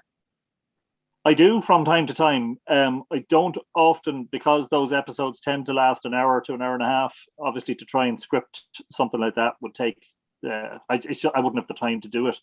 But what I do is I write a lot of sort of blog posts and articles, which would be anywhere between, say, 1,000 words and 5,000 words. And I make those the basis of some of the episodes and some of the videos for, say, my patrons and stuff like that. So again, I just find when I get sitting at the typewriter, I just want to write. Whereas when I'm sitting at the computer, sometimes I'm like, oh, and then of course, what happens. You probably all know this, but you're sitting in front of the computer and you're like, oh, I need to type this. Hang on till I just open a Facebook tab and a YouTube tab. And 3 hours later, you've got no typing done, but you've watched 3 YouTube videos and commented on 17 Facebook posts, and you haven't been productive at all. So it takes the focus away from, and the fact that the desk is small enough, so when the typewriter's on the desk, the keyboard gets moved. And so to access the computer, I have to put the keyboard on my lap and it's awkward. So it kind of pushes the computer out of the way, which is brilliant, you know? Yeah. That's excellent. Excellent. All right. Well, thank you so much for being here. Always a pleasure. And Marvin, how are you doing? Hi, I'm doing quite well. Excellent. I just acquired this. Let me zoom in on you here. There we go. Remington travel writer. Yeah, very cool. And it's quite broken. Oh. It's the backspace is sometimes the backspace doesn't work quite well. It's sometimes stuck. The ribbon won't go up and down. Okay. And lots of stuff. So I'm probably going to find a surfaceman for this, because I need to. I don't have the required expertise to fix that thing. Meanwhile, I'm writing a few books on the Olympia SM3, a few drafts. Of course, I won't publish the book in typewritten form. But on Friday, I'm going to go to Bali. So I'm hoping to get this little thing fixed so I can bring this. Yeah. I don't know if this would this pass airport security. Would this be considered a medieval machine gun? Or? I think you should be okay. I suppose if what's that? The pen is mightier than the sword. Yes, yes. This case, the typewriter. Yeah, I think you'll be okay. Yeah. And then I had also, let me look at my archives. I have received a letter from A. Smith, first name A, surname Smith. Andrew Smith. Okay. Yep. So I've received a letter from him, and I shall, if you're listening, I shall reply to it promptly. It's dated the where is it? Oh, the 19th of February, 2022. So I think 2 months to get to this to Bongo land. Oh wow. Yeah. That's quite a delay there. It sounds like Andrew has been busy sending out letters, so that's good. I know someone else was mentioning that they received a letter from him. So, yeah. Okay, well, that's all from me. Okay, excellent. Well, it's so good to see you again, Marvin. Yes, it's been quite a long time, hasn't it? Yeah, it has. It has. Excellent. All right. And Rich, how are you doing? Greetings. Happy Easter. Happy Easter. No new typewriter news right now. I'm just using this. I think I showed it already. The Rheinmetall I've had for some time. It's a great little typewriter. The only thing I don't like about it is it doesn't have an apostrophe, so you have to roll up the comma to use this. Oh, interesting. But otherwise, it's a German keyboard, which I'm used to. So it's I just love the way this thing sounds. But I can't hear it very well, can you? Not too well. It's got a real fine sound to the clicking on the when you move it back and forth. It's almost like a German engineered thing, you know, that sounds so precise and Yeah. seems unusual compared to some of the other clunky machines that I've got. But no other real news today, just that. And who knows, I've had this one in my family room. I type on it occasionally, but it's using it today. That there could be some other space themed typewriters besides. I mean, the IBM was era themed for the NASA project that we were talking about, but there could also be like the rocket.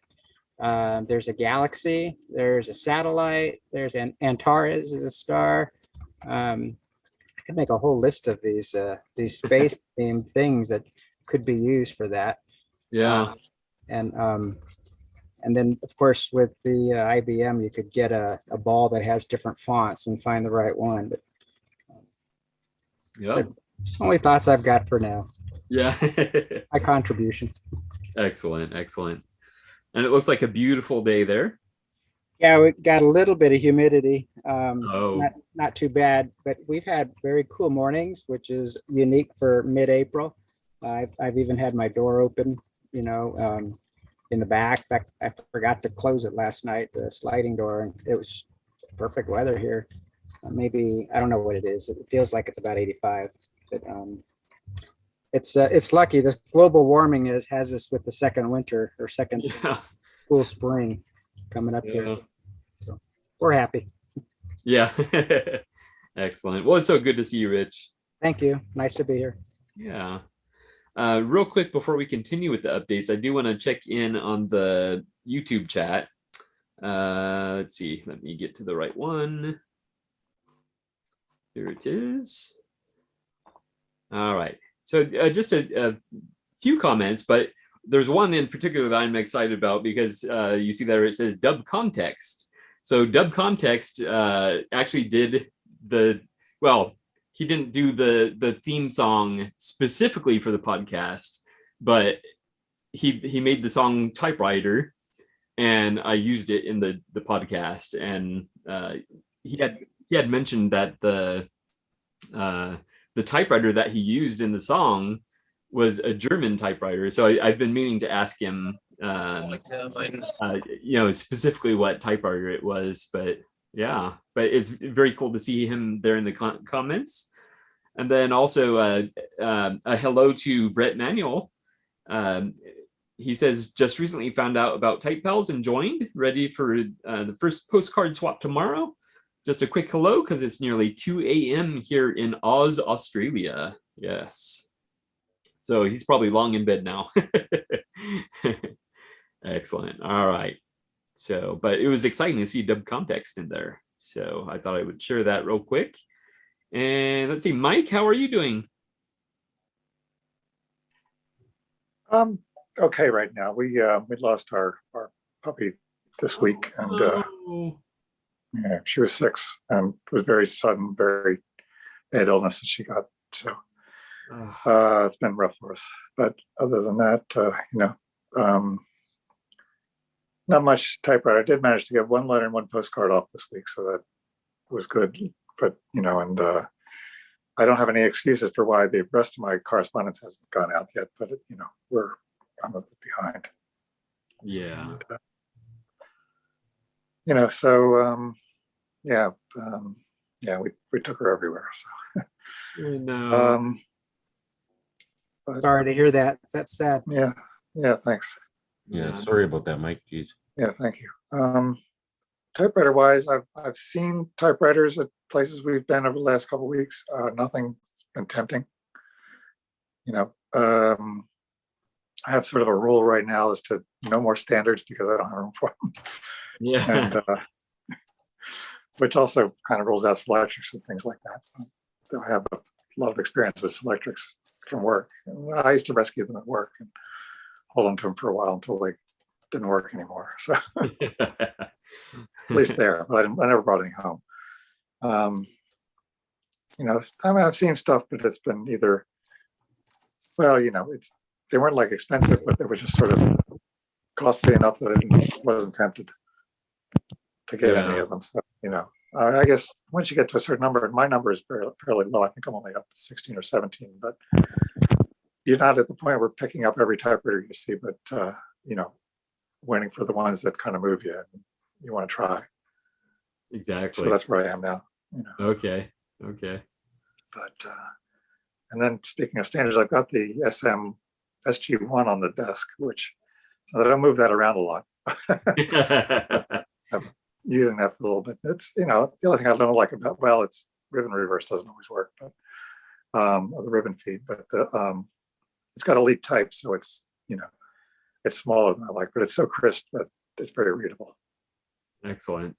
Much better than the others. But yeah, so I'll get the rest of my correspondence out. I don't think there's anybody here that I owe any letters to that I've seen, but Marvin, you asked me before whether I've got the postcard you sent me, and I have not, so it's lost somewhere. Okay. But yeah, I have a couple people that sometimes get on here that I owe letters to. So yeah. And anyway. It's not uncommon. I mean, I have a huge stack. Yeah, I've been in a slump, but I'm trying to get out of it. So so you're not the only one. Yeah, it's hard because once you get into the habit, you kind of go for a little while and type a lot of stuff. Yeah. And then you get into a slump or something like that. And I get into things where, I've got an idea in my head, but it's a complicated idea. So that slows me down because something I want to type for, like one type page or something like that. But it's sort of an article, which is not always the best thing for there, but yeah, for something so that kind of slows me down because I don't want to do anything else till I get that done. But then, that one hasn't fully formed in my mind. So yeah, and really what I need to do is just sort of get out and hash it out, even if I do a draft or something. Exactly. So I've been trying to, if I get a letter, I send a letter. That kind of keeps me from at least getting my pile bigger. Yeah. That I need to respond to. Yeah. Yeah. And sometimes I get a letter and it's sort of like, well, it's too soon. And so I wait a week or so, and then a week becomes a couple of weeks. And, yeah. But I've got enough. I think I've only got 3 or 4 on the pile right now, maybe more. Oh, okay. Yeah, that's nothing compared to me. And like yours is in my pile. So. Okay, yeah. Well, I know I got yours out a couple weeks ago, so that's. No, I owe you one now. So. Oh, it's okay. No hurry. I have to get. I know I need to hurry up and send some before I leave for Maine, so that people will have the right address. Oh, yes. Yeah. So, yeah, I just need to send out things now with the new address on it. Okay. No hurry on my part. It'll be soon. Okay. Plus, I got a new purple ribbon, so I got to write some letters with a new purple ribbon. Cool. Excellent. And that little mimeograph type thing, I tried to make some postcards with that, and it didn't work because I don't have the proper ink. So, that's something that's a long-term project, which I have lots of long-term projects, and I try to avoid them, but they keep popping up, or I keep getting interested in things. So. Yeah. I once found I was living with my mom. I was pretty young at the time, and I was living with my mom, and nearby there was I think they did have like a thrift store, but then sometimes people would just dump the junk like like on the curb by the place rather than actually giving it to them. And one time I found a mimeograph machine, and I wanted to take it home, but I was like, but I have no idea how to operate it, or if it takes ink or whatever.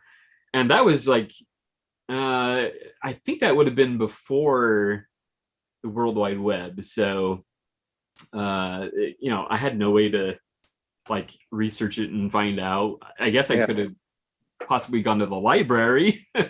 Yeah. It wasn't easy back then. So yeah, that's right. Yeah, that's what I used to do. When I used to get interested in something, I'd go to the library and take out all the books on the subject and go through it and go through my stash of old magazines that I keep, and things like that. And now you have a lot of books like that in your collection, right? Oh yeah. On different printing techniques and Oh yeah, got lots of that stuff. So yeah. Because the web doesn't know, well, the web has a lot of the stuff, but I mean, sometimes the books go into a little more detail and stuff like that. Yeah, definitely. Excellent. All right. Well, that's all about all for now. I don't have a typing prop this week. I don't. Okay. I've never taken a typewriter to a party, and it would take me it'd take me longer than a meeting lasts to come up with a fictional story. So. Yeah. Well, thank you so much for being here, Mike. It's good seeing you. And again, I'm sorry to hear about your pup. Yeah. Oh, and also I'm making some bread for dinner. So ooh, very nice. Yeah. And I can now say I've had some bread you've made. Oh, okay, yeah. Yeah, because you sent me that that sort of care package. That was awesome. Okay. Yeah. Oh, that might have been one. That was probably one my wife made, I think. But yeah. Oh, okay. That's why it was so good. This is called Ceylon bread, and it's sort of a colonial recipe, and uses eggs, and it's very good. Very good for Easter and holidays and things like that. Makes excellent. Good ham sandwiches. Yeah. Very cool. All right. Okay. And Ken, how are you doing? Oh, doing okay. We excellent. I'm I don't know why I get so nostalgic, but we were watching Midnight in Paris again. My wife was wanting to see that, and we hadn't seen it for quite a few years, I guess.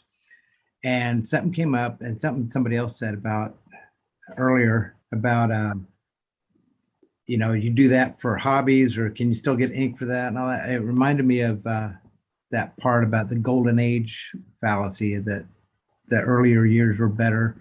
If we would have just lived back in the 20s or 40s, whatever. And I thought about a lady I worked with at Randolph here at the Air Force Base. She retired. She was 90 years old, and we lost her in 2019, right at the beginning of COVID. But I remember when we all got IBM's computers with the 2 floppy drives, everybody, some of us had to share, and she would not get rid of her typewriter. And it just reminded me of how adamant she was about those plastic keyboards, and it's just not the same. Doing reports back and forth instead of sending them through email, you lose that personal touch when you have a piece of paper that somebody else has handled, and you can see their either mistakes or like, oh, I know that cap's higher. I know whose typewriter that came from. And she was going on and on about it, and we were all just rolling our eyes. It's like, come on, but I get it. I understand why she was. I think they ended up giving it to her because she had on her desk when they came and collect it. You didn't mess with Mary. She was. I don't know if she's Marine and then became civil service, but you didn't. Nobody messed with her. And so she just kept that on her desk until she retired, and I think they ended up in her retirement. They just gave it to her which was nice, but yeah. Otherwise, I've trying to narrow it down. I got the Latera fixed. Actually, when I did a chiropractic job on that Latera to bend it back, it fixed it, and it actually fixed my P's and Q's. The tails, the lower part of the P's and Q's now work. So I'm thinking it must have gotten dropped earlier, and it snapped back when I took the frame out and tweaked it. I wouldn't recommend it. I thought, I don't have anything to lose, and there's no typewriter places around here now. That the one in San Antonio passed away. I think Austin would probably be the closest, but got that working. And then I dug out a facet that I'd found. It's like, well, I got lucky on that. This facet I found at a Goodwill was frozen. It wouldn't do anything. I couldn't get anything to move on it. And I took the frame off and noticed that the rim up here, this down here was messed up with the space bar. The space bar would move, but it wouldn't do anything. But I bent that back out, just not very, I don't know. It's a little, just brute strength. Bent that out, and now everything works. I mean, it just is. It's so weird. It's like they said it's like the Saab because it's from Sweden, but I think it's more like the Edsel because it's got this weird. It's got this thing here. You pull this up and you hit tab. Well, oh, that's not good. All right, that's the point. But it actually locks it. This little thing down here will lock it. If you have it over on this side, it'll actually lock it, center it. It's got the backspace key where it should be, in my opinion, and tab and margin release are all on one side. And it's the tab settings are here. You can do singles, or you can do like a preset thing here and clear it, which they say that's the only one that has the presets and the singles. That there's a few reviews on it, and that's the only typewriter they know that has that. But for portable, it's just built like a tank. And I know they're not the most expensive. They're not like a Hermes or a Corona super silent fast thing, but I like it because it's not mainstream and it works great. I mean, it's solid. I guess the guy who invented it was, you guys probably all know this, but he was the great grandson of Queen Victoria.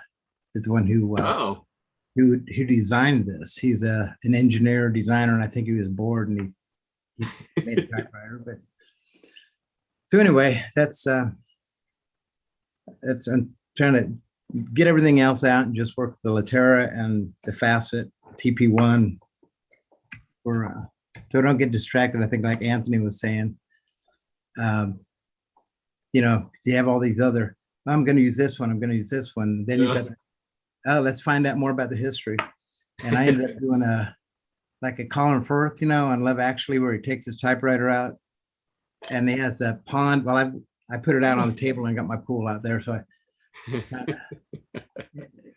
love that scene. I identify with him. Of course, his desk was way too cluttered. He had a lot of stuff on it. But, it does get you away from Yep. And I'll just inform you or remind you that our friend Dan in Sweden said that facet is actually pronounced faucet. Ah, okay. Thanks. Good to know. Get that. Now I know. Yeah. But you can still pronounce it facet. Well, we won't hold it against you. Texas would look at you weird, but that's all right. Yeah. I know what it is. But that's one typewriter I would love to add to my collection. I've heard good things about them. So yeah. So good pickup on that. Definitely. And is there anything else new with you? Oh, what's that? Is there anything else new with you? No, actually, I'm trying to get my assignment done, my last assignment. So I'm doing it on, I talked about a little bit last time about the memory consolidation, cellular memory, muscle memory. I found out there's a unified theory for systems and cellular memory consolidation, which is kind of going with my paper. I'm using that as a citation or a reference. And one guy even thought that if you have, like in this case, if you're Swedish and you get on a Swedish typewriter, you'd be at a cellular level more attuned with the guy, the great grandson of Queen Victoria who built that. But as he was a little too far out for me, I couldn't get it. But there's something to cellular memory. Yeah. Not just all in your brain, I guess. So, yeah, that's interesting. Very cool. All right. Well, thank you so much for being here. It's good seeing you. And Diane, how are you doing? I'm doing all right. That's Happy good. Easter. Happy Easter. Yeah. It's kind of funny. As I was shutting down Type and Talk last night, well, Actually, you guys kind of shut it down on your own, but like everybody logged off, and there you were, and you said, "Oh crap." It was so funny. Yes, I did. It's funny because I was just about to come on to say hi to you, but then you said, "Oh crap," and you shut it off. So that was funny. Oh man. Yeah, everybody just went poof. Yeah, they all left like very quickly. They did, yeah. Like dominoes. Yeah. Yeah. Anyway, I don't really have anything new in the typewriter world, but I have 2 new pens. Ooh. They're ballpoints, but you know, Those could be good too. It's like One's a Lamy. they're both Lamis. Oh. What's the Yeah. bottom one? Huh? What's that bottom? That one right there. What's This that one, that's the all-star white, silver, or whatever. And I bought my mom one that was like a hot pink, and I thought, gee, that's kind of nice. So this latest color they put out, I kind of like. So I thought, Sure. well, I'll have to get me a pen. And then this one's based off the Lamy 2000, and I thought, gee, that's a nice little pen too. Yeah. Those are beautiful. I love those. The simplicity of it. Yeah. The other one is like a version of the Safari. It's Yeah. It has that same. It's the I think it's based off the All-Star because it's not. I don't think it's plastic. No, it's the metal version of the Safari. Oh, sorry. I think that's where it comes from. I mean, you can tell by the clip. Yeah.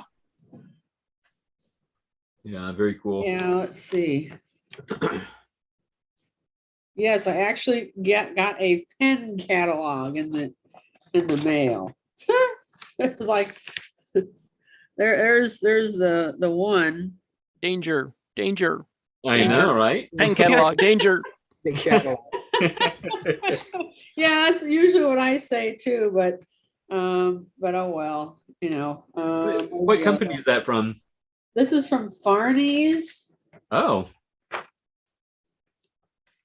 There's the other one right here. Yeah. All-Star White Silver SE. Okay. So Excellent. anyway, there we go. Cool. Yeah, that's temptation, definitely. Yeah, I forget what I bought. I bought something from them because Goulet didn't have it or whatever. Usually I buy most of my stuff from Goulet pens. They don't carry those, and for whatever reason I was looking for that particular one because I had bought Mom's off of Amazon and well, that's I don't like to necessarily support Amazon either. We support them enough as it is, Oh, I'm wearing my Typing Award T-shirt. Very cool. Olympia SG1. Yeah. There's been a lot of talk about the SG1 this episode. Oh, has there? Yeah. I guess I missed it. Yeah, one was right at the beginning. I believe Susan mentioned it. And then who else mentioned the SG1? I don't remember now. Mike. Mike, yes. Oh. Yeah. I'm curious about the SG3. What about it? Like, is it a good? Why I saw Bill gave the thumbs up, but why is it Bill's favorite? What's wrong with him? I have one, but it sticks. It sticks in a place that would require disassembly of the majority of the machine. Oh wow! You know how you have your keys just rest, and there's something above them. They stick on that. Oh. And I think I think, oh, it's been a couple of years ago, but mine's been sitting on the floor since I moved in here. I think they were able to unstick one of them. And I think it just literally requires, I don't know if it was the rubber that was degrading or if something just, I'm inclined to think that something got in there because I think there was something in there for a lot of that machine. I think somebody spilled soda or something in there. I mean, it's like, ew. But anyway. Mostly it's the glue. What?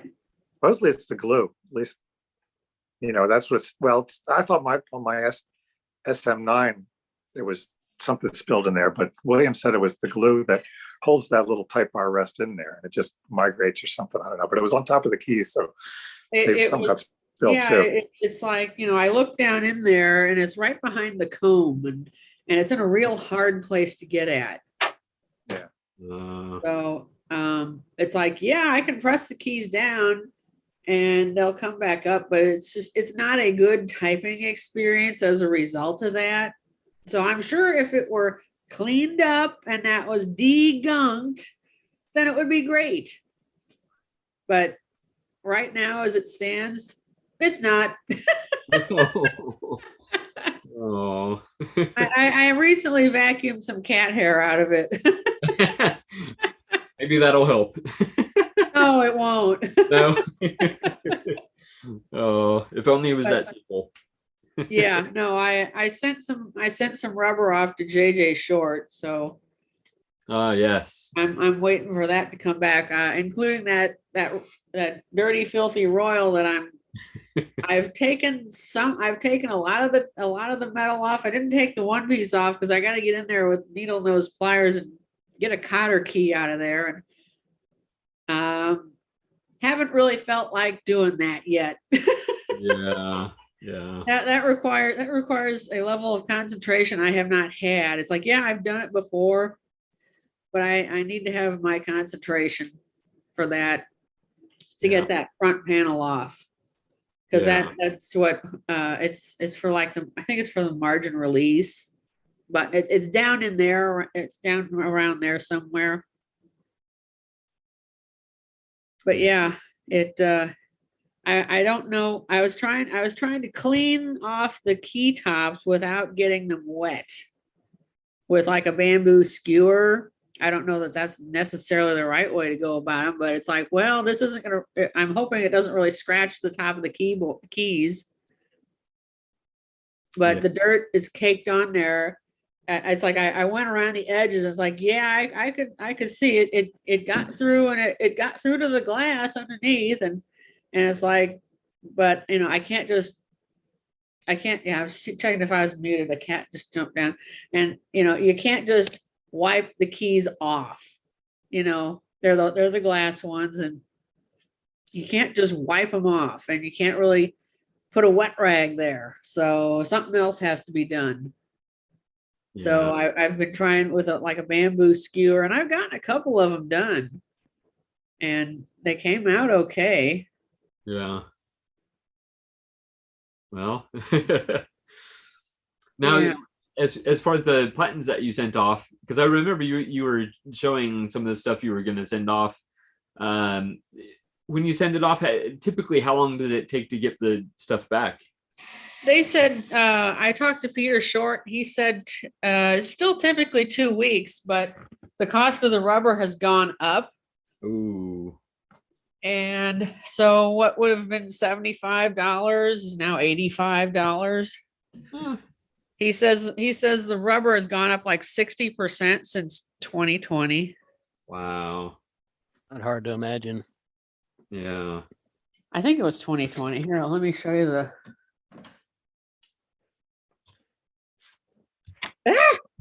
Sorry. so there you can see. Yeah, there you can see the keys, and on the right side you can see where I've cleaned a couple of them off, maybe like these two. Okay. So you don't want to get them wet because of the paper underneath? Correct. Yeah. So I was using something like this to kind of because it's like you can see where I've scraped around the edges, but you know, it's like I just kind of take my time and kind of scrape it off. Wow. It's kind of caked on there. Yeah. Diane, didn't you see California Typewriter?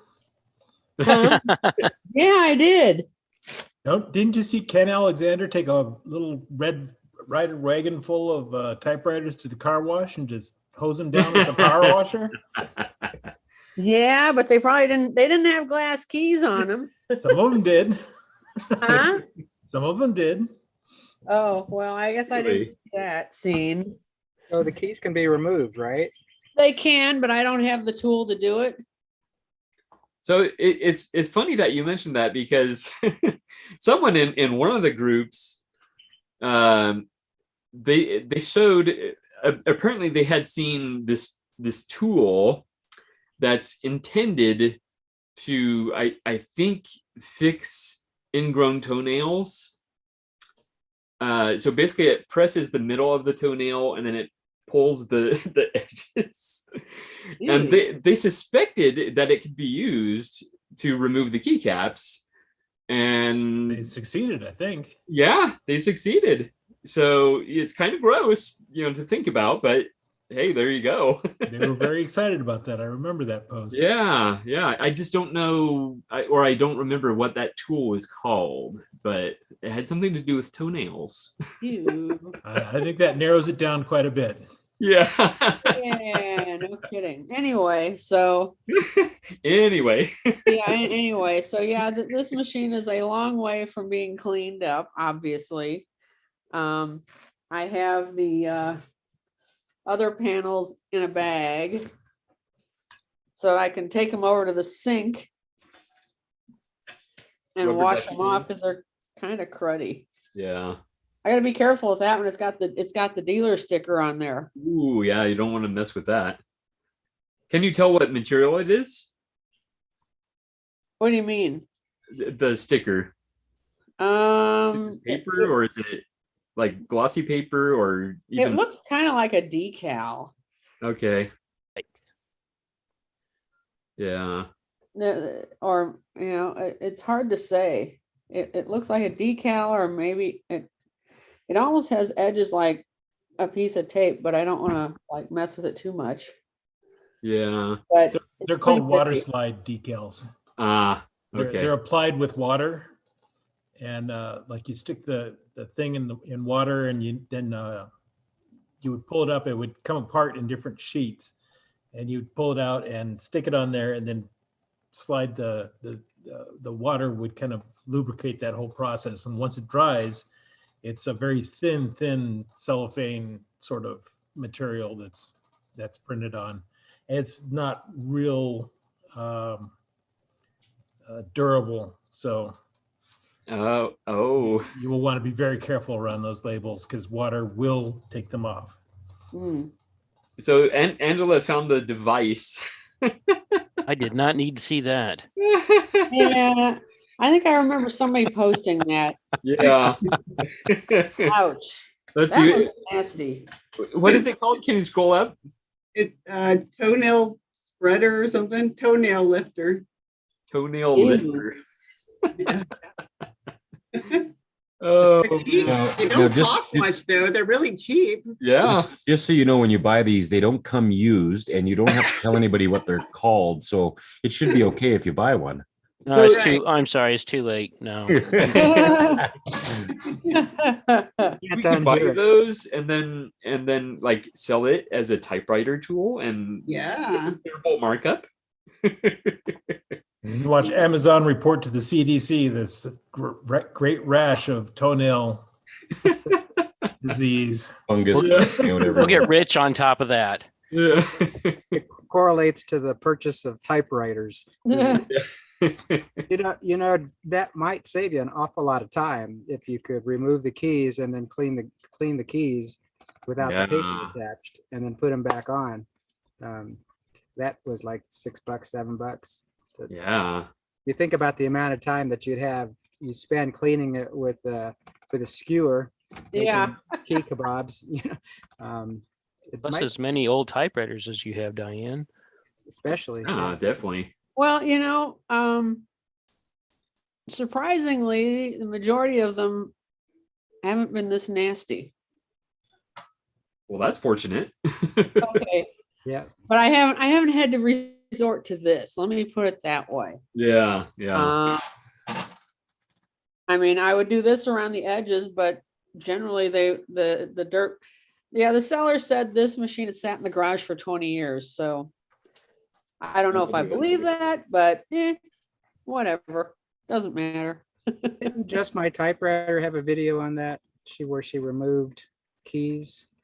I don't know. Somebody I had seen. She disassembled a whole machine, and then it's funny at the end of the episode, she holds up this bag with parts that she hasn't put back on there because she doesn't know where they go. Yeah. As long as it works. Yep. It does, and she repainted it. And don't get me wrong, it looks good. Yeah. But yeah. Because I've seen videos, and I honestly I can't remember how long ago or when I saw them, but we're like even on this Rheinmetall, I've got a couple that are a little more yellow than the rest. And if I were so energized, I might figure out how to remove that and then print a new little letter and stick it underneath there in a matching color, or maybe a different color just for some kind of fun. For fun, yeah. But I mean, the point is that it can be done. I don't think it's a totally unusual thing. I just haven't gone down that path. Yeah, I haven't either. I mean, yeah, I have an Underwood 6. Been at the repair shop for a while, and it's probably not leaving anytime soon. They have such a backlog, but I'm okay with it being there. I know where it is.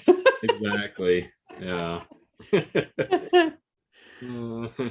But yeah, this one's pretty caked all over, and yeah, it could probably use the rubber ducky treatment, but I've never done that before, so I'm kind of leery. Yeah. Well, even May, who I think coined she stopped doing it. Yeah, she stopped doing it. So that I guess it could work under very specific circumstances, but probably doing it with every single typewriter is overkill. So Yeah. I mean, I put a video of the keys actually moving. So I mean, they all move. I got them to all move onto Instagram. So on this Dirty Royal. So it's like, yep, they all work. But anyway, yeah, it's just still real dirty. I think I only have one machine that looks like even close to new, and it's like an Underwood 5. It's one of the first machines I had, and I got it from somebody off of, I think that was my first Craigslist buy. Okay. I haven't had any luck buying typewriters or anything typewriter related on there. Well, this has been quite a few years ago, and okay. And before things shot up in price and all that. Yeah. So. Yeah. But yeah, this is a pretty filthy typewriter. But yeah, the platen and the feed rollers are off. This is one of the ones that went. I need to see about, I don't know, maybe I need to see about getting some feet, although they're right now they're just dirty. But they look okay, I think. So yeah. Anyway. Yeah, the whole thing's dirty. Yeah. But that's nothing new for you though. You're an expert in those old typewriters, old filthy typewriters. Yeah, the funny thing is this one isn't as old as the rest of them. This one's only from 1929. I mean, yeah, that's a young. That's modern. You know? Modern. Yeah. But yeah, Space Age even. What? Oh yeah, Space Age. Yeah. High tech. I love the glass on the side. Yeah. Yeah, this is one of the single glass models. I think the other one I have is a double. It has the double glass model. I think it's a double glass model. It's really cool. But yeah, obviously it's pretty nasty too. I just haven't gotten that far. And the projects are piling up. Yeah. I'm in no rush. I figure it'll take 2 weeks for the rubber to come back in any case. That's true. That's true. So it's an ongoing project. Yeah. Yeah, meow. Yeah, your cat came walking in with a purpose. Oh, this is the 22. This is the 22-year-old. 22? Yeah, she's Yeah. yep, my she's goodness. 22. Wow. Yeah, you gonna say something, sweetie? Funny, I call them all sweetie, but that's not her name. Yeah. Oh. They think it is. Yeah. Yeah, they do. No. Oh. Excellent. We usually just see your cat butts. Yeah, I know. Well, this one, she actually surprised me yesterday, and she got up onto the desk, and I was like, "Whoa, what are you doing up here?" Because she hasn't gotten up there for a long time, but she can climb up on top of there's a road in my other room. It's called. She gets up on the portable typewriters, walks across them, jumps up onto the my old computer tower typewriter tower. Then she jumps up off that onto the short bookshelf, and where the cat bed is, and then that's next to my like IKEA 6-drawer thing, and then that's where I have my printer for work. And then she walked across that and walked right onto my desk. And I'm like, dang, cat, you haven't done this in a while. What the heck, Obstacle course. Well, but that's how she gets up there and if she wants to lay on the cat bed in front of the window and snooze. Yeah. But, I'm like, what the heck, and today she's fine. Oh, one's sitting out at the front door staring out the window. But you can't really see him over there. Yeah, you can. Yeah. There he is. Yeah, excuse the mess. There you go. Typewriters everywhere. It's funny. I don't actually have one right here where the computer is. This is where my typing pad is. I need to set one up, but I'm like, well, which one do I want to set up? I got a couple of SM1 or SG1s I could set up, but those are on tables, and I don't know. For now, I'm just leaving this spot blank. Yeah. Excellent. Anyway. All right. Well, thank you for sharing. Does anybody have any typing prompts or questions or comments? I have a prompt. Yeah, go for it. Sorry, I cut somebody else off who was going to talk. Go ahead. Nope. Yeah, so okay, I've got my prompt here. Nobody expected me to bring a typewriter to a party, sort of a party. It was about spending time in nature. It was about spending time with friends, sitting around the campfire at night, drinking and commiserating, building real human bonds in person, as humans are supposed to. Sitting there, I listened to the myriad of conversations, stories, myths, and legends being swapped back and forth. And I was overwhelmed with a sudden realization that these experiences were real stories that made for lasting memories. I wanted to capture them. With 2 whiskeys in me, I sauntered back to the truck and grabbed a rusty white Olympia SM3 I carry with me out on trips. The raised eyebrows around the group as I set it up on my table and pulled out paper and slotted it in, caused the conversation to die off. As I began to type, capturing the magic of the stories and the moments and the interactions, the conversation died out to nothing. The only thing left, a cacophony of type. I stopped, suddenly aware of the silence. I explained my thoughts, how I felt about the value and importance of this moment to capture and enjoy. People slowly nodded and smiled, and stories again spread across their faces, all intent on being captured. But instead of fully resuming the usual conversations, everyone ended up doing a group story where everyone around the fire spoke out a few lines that we typed into the story. Everyone laughed as the story got more and more irrational. More and more booze was consumed. The story got weirder and weirder. As people got more drinks into them, the story was silly, but we all had fun. It was organic, analog, and human. The typewriter had brought people together even more closely than before, and it captured a time that will be a record for years to come, parties for the future. That's what happened when nobody expected me to bring a typewriter to a party. That's deep. Excellent. Very good. Yeah, and that's a true story. That's, yeah. Oh, okay. I suffered a lot of grief for the first 10 minutes, and then everybody was like, oh, that's actually cool. And then like everybody else, the story is, oh, my grandma, my mom, my dad used to do this. And then before you know it, we're all writing story stuff down. The next day when you're ready, you're like, oh my God, we drank way too much. But it was fun. Yeah, very cool. And there was no mention of a piano. Yeah, sorry, I should have just added a PS. Yeah. They all think we're weird until they start typing on a typewriter. Exactly. And then it's cool all of a sudden. And it's cool.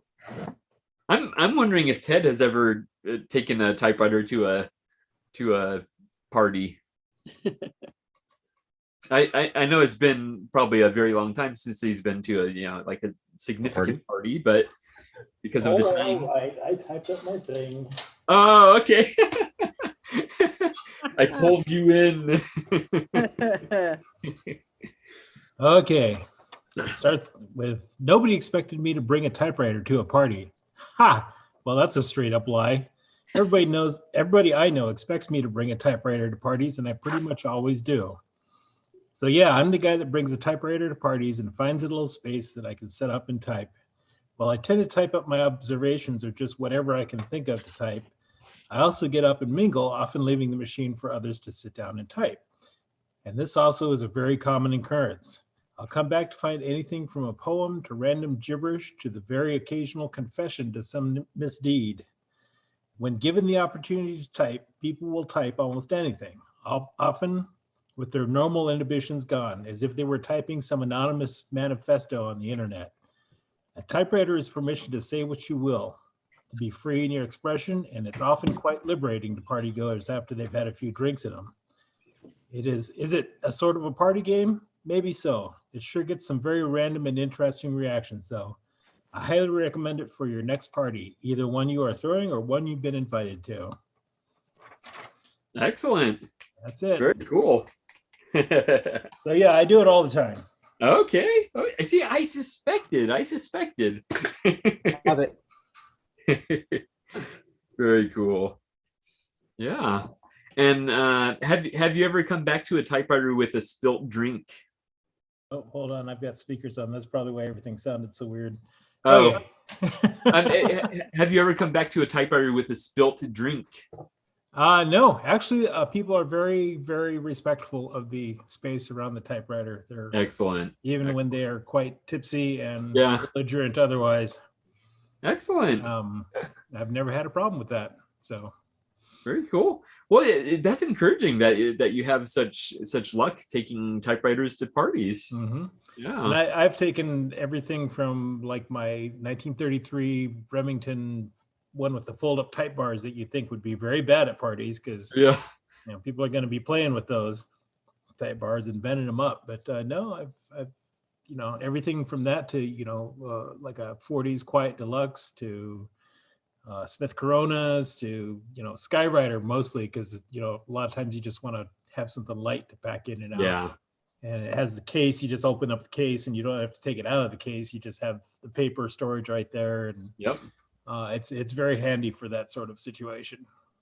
How do you decide what you're going to take? It depends. It's kind of like, it's whatever strikes my mood. I love the one I'm with. So whichever one I grab usually is the one. But Skywriters in the leather cases are good. Brothers also in those kind of fold up leather cases. Zipper cases. Those are generally the best because you don't have to separate the case from the machine and it has all the paper storage and everything right there. So you just kind of plop it down. And sometimes you don't get much room on a bar or anything. So The smaller, the better. Yeah. And, just plop it down, open it up, and let people go at it, or go at it yourself. Yeah. Excellent. That's cool. Yeah, very cool. Anyone else with a typing prompt or any question? Oh, Bill has one. Thank you, Bill. Yes. This falls under the category of living vicariously through the writer in me, so much as like the honest reporting of Sean. So nobody expected me to bring a typewriter to the party. However, given that clothing was not an option, I figured that the Olympia SG3 gave me something to hide behind, at least until the hard drugs kicked in. And let's face it, at that point, who really cares what happens? That's it. Poignant to the point. Oh man. Not much of a workout for the typewriter, but yeah. But you use the typewriter, so that's yes, awesome. I did. Yeah, there you go. That's the point. Oh, that was awesome. That's fun. Very cool. Anyone else? Always wipe the keys after that sort of party. Yeah. Definitely. Call Diane in on the job with her toenail machine that she ends up buying. It's yeah. Yeah. You know, you could probably get it even cheaper on eBay. Get a used one. Oh yeah, a vintage. Vintage one. How many? Where's that green? Where's that green puke emoji? I know. Oh, yuck. yeah, surely such a device was around in the 30s. Yeah. Kind of like me going. I went shopping with my mom yesterday. Yeah, I was actually typing on my folding Corona 3 about what I did yesterday, and I went shopping for a purse with my mom yesterday. She's like, "Well, is there anything here you might like?" Well, yeah, I found one, but then I looked at the metal on it, and it was that nasty rose gold. Blah.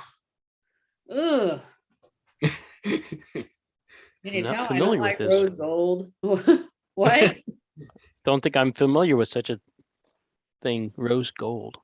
Yeah, if you I don't know if you search it on fountain pens, you'll see it there. Yeah, it's becoming very popular. Compared to regular gold, it's just tinted differently. It's just ugh. It's slightly pink.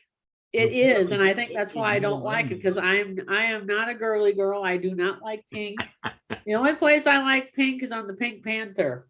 And only the one that doesn't talk. The Pink Panther should not talk. Same with Tom and Jerry. Yeah. But yeah, I don't think I own anything that's rose gold, precisely because I don't like it. It's like, give me black and silver, black and gold. I'm fine with either of those choices, but well, actually, I don't know if you can see it on here. That's rose gold. It looks more like copper, but it's rose gold is what they call it. It's like, ew. Yeah. Okay, I'll give you that one. Well, that's what those are the options they have for some purses, and oh yeah, and there it is on a blue fountain pen. Yeah. Yeah, it's like ick. Yeah, some of them even make the nib. Yeah, I think that's actually rose gold as well. Okay. But hard to tell, but anyway. Yeah, I definitely think it's a trend. It is a trend, and it's like, no thanks. Yeah. I remember seeing it the first time. Ew. Anyway. Didn't I thought I saw, I'm trying to go to the gallery view. Didn't Robert have his hand up earlier? Oh, did he? I thought he did. Yes, I had it for a short while up, but I sent it down back. because I had something to say to the Valentine from, I think Ken was it, Oh yeah. with the broken drawband.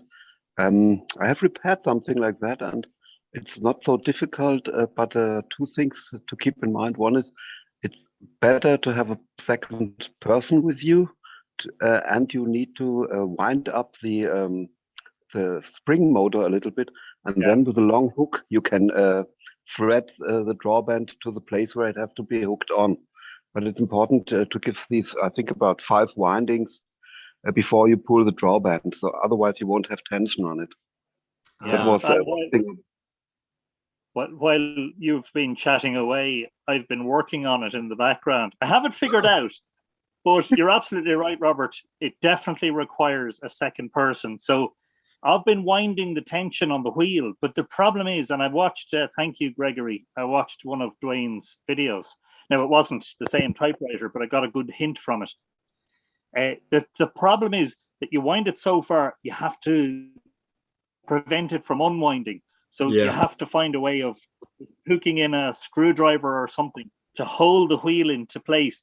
And at the same time, thread the long, well, in this case, I have a long crochet needle with a hook on the end of it, which will do the job.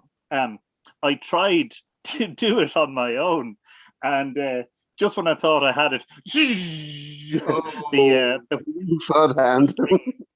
Yeah. So yeah, thanks for the advice. I think the idea is definitely get a second person.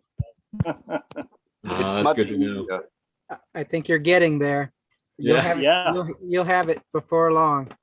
Yeah. Well, I might not have to send it by registered post to Kilkenny and wait for a week and then have it sent back again. So maybe I'll get it working today. Use a toenail clipper to wedge it in to keep it from unwinding. those toenail removers, they come in handy, I tell you. Yeah. I will only buy one. I will only buy one if it can also open a wine bottle. It looks like it can, actually. You're onto something. I'll need one after this. And the price will rise. The price will rise. Yep. That's funny. I suggest you open the bottle of wine before doing anything else with it. Yeah. Yeah, I think you've got the order backwards there. Good advice, yeah. Don't want to think about toast, scenarios or anything else. I don't want any of that getting in your wine. This thing is going to haunt me now for the rest of the week. I know. Yeah, as soon as I saw that post, I just couldn't get past it, and it's been like stuck in my mind. So so I thought I would share it with you guys. Unleash it on everybody else. Yeah. And then I tag teamed with Angela, and she brought up the picture there so everybody could visualize it. Bill, I got your letter. Oh, good. I have not responded yet, obviously, but I have a little bit of a backlog. That's okay. As do I. All right. Any other typing prompts or questions or comments? No, but we should all be proud of procrastination, because I know personally I get so much done when I'm procrastinating something else. Yeah, definitely.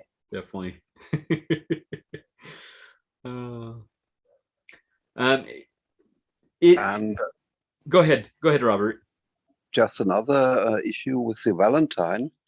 If any one of you owns one, the Olivetti Dora is nearly the same from the inner things. Mechanical, it's closely identical, I think. So if you need spare parts, these Doras are quite handy to get here in Europe. I think in US same. It's much cheaper than the Valentine, but the Valentine is based on the Dora. Oh, okay. Know that. Excellent.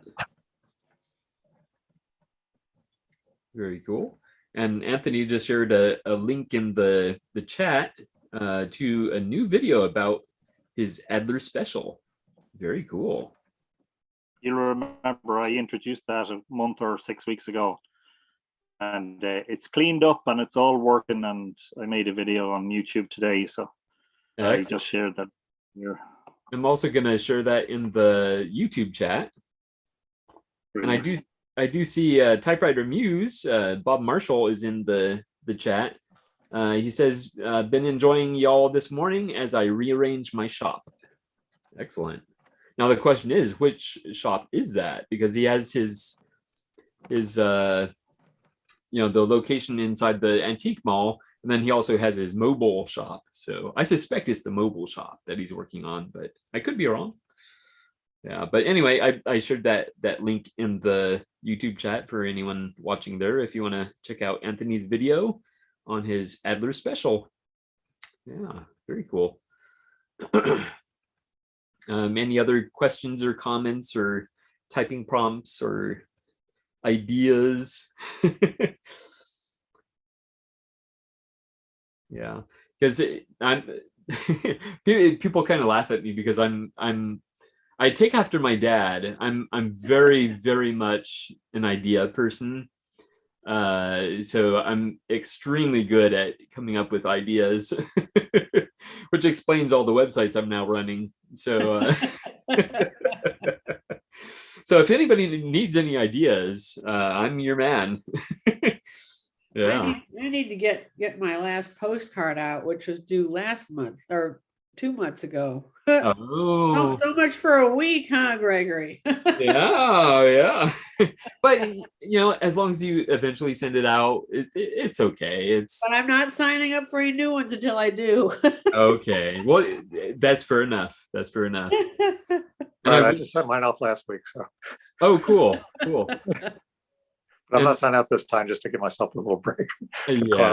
Yeah. See, in the beginning, I was participating, but then I was like, well, I have taken on all these things I have to do with these websites, so I'm just not going to participate, just to, remove that responsibility. Because there was one person I was very late in sending out the postcard, and I felt bad, and I'm like, I'm running this, and I'm not sending it on time, so yeah. The great ideas. Yes. Excellent ideas, and follow through not as much. Although, as far as Type Pals, I'm doing pretty good. So because it's something I'm very passionate about. So, but some of my other ideas, I'm like, man, this is a great idea. I just wish I could pass it off to someone, and because I only have so much time.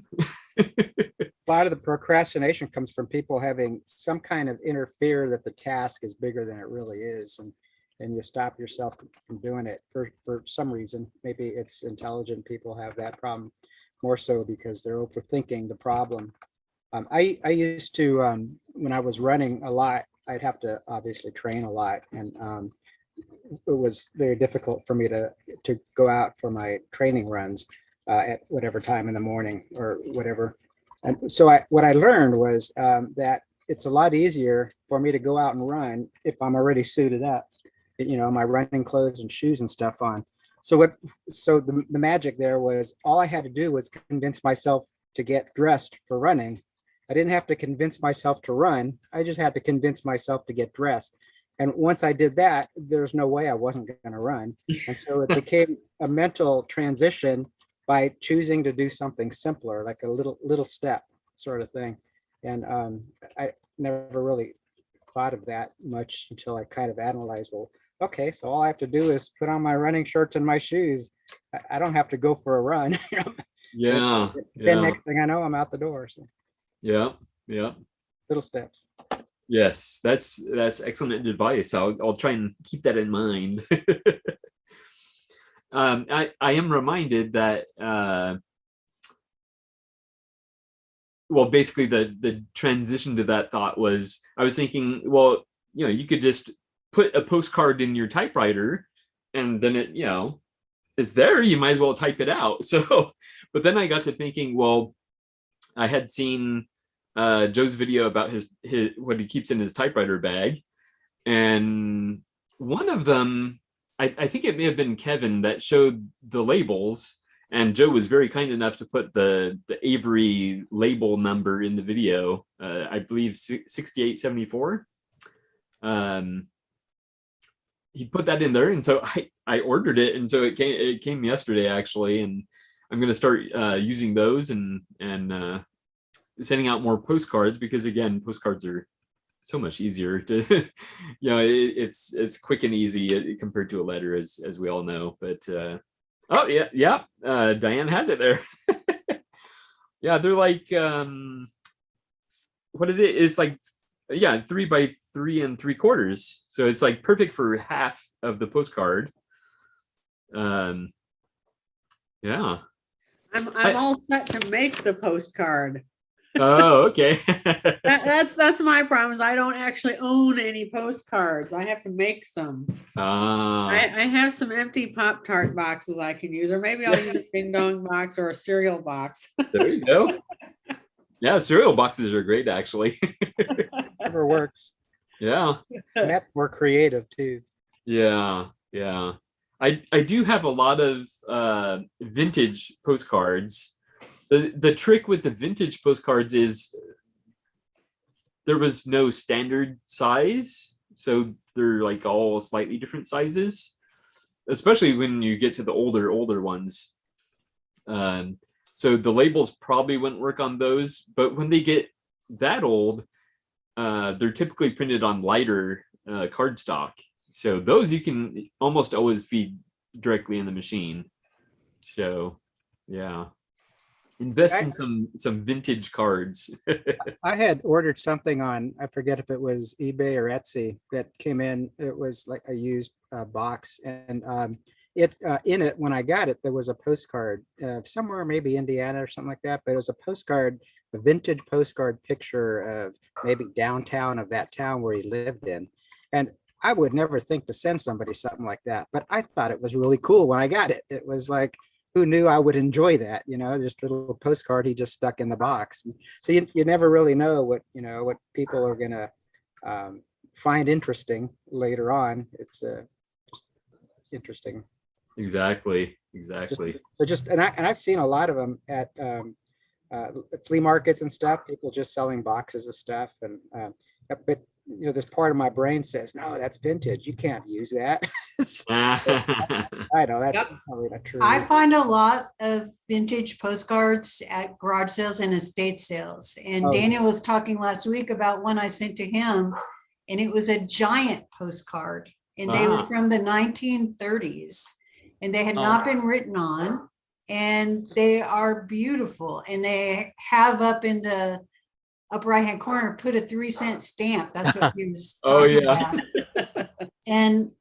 But they're giant, so I just use the SG1, and it will easily accommodate the postcard, and I can type. But you can almost type a letter because it's so big. It's probably easily a 6 by 9 postcard.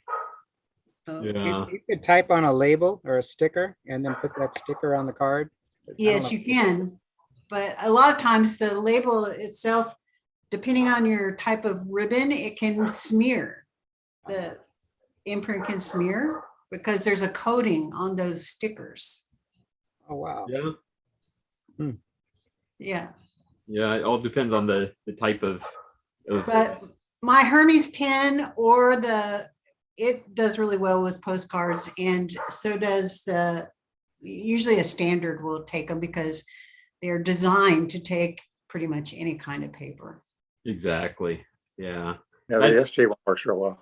Yeah. That's one of the main reasons I have my Royal FP, because it has that a nice big platen, so you can roll pretty much anything through there. Exactly. And I know Ted has the IBM Composer, and I think he said he can put pretty much anything through there. Yeah. Yeah, I could jam a roof tile into that thing. Yeah. Now, I would love it if you made a video on this thing. I'm very curious about it. I know you don't like talking in your videos, but maybe you could demonstrate it. Oh, I don't know. There's already actually a video on the composer on my channel, I think. Yeah. Oh, okay. There actually is. It's not by me. It's by Clark Hinson up in. He's down south. He fixes Selectrics, and Okay. I sent him one for that. He needed parts off of it for one that he was restoring, and so there was like a whole story where I was trying to get a guy in New York, a concrete poet, wanted one of those machines so that he could type using the actual typing or the type or the composing cold typesetting machines of the 60s, back when concrete poetry used to be a big thing, where it mattered where the type was on the page and how far away it was spaced. That was part of the aesthetic of the time, and he wanted to replicate that, so he needed a composer. I had a parts machine that I was using for mine. I sent that to Clark, and he used it to pair up parts with a machine that he had that needed fixing. And then he sent that machine up to New York and got that poetry guy his machine. But in the meantime, he made a video about how it worked and how to do the composition and everything. And he didn't have a YouTube channel, so he just stuck it up on mine. So okay, there is a composer video there that you can watch. Excellent. I will do that. Definitely. And you can listen to Not My Southern Drawl.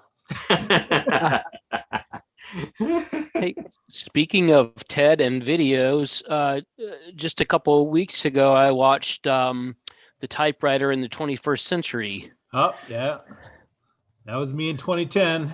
Oh, yeah.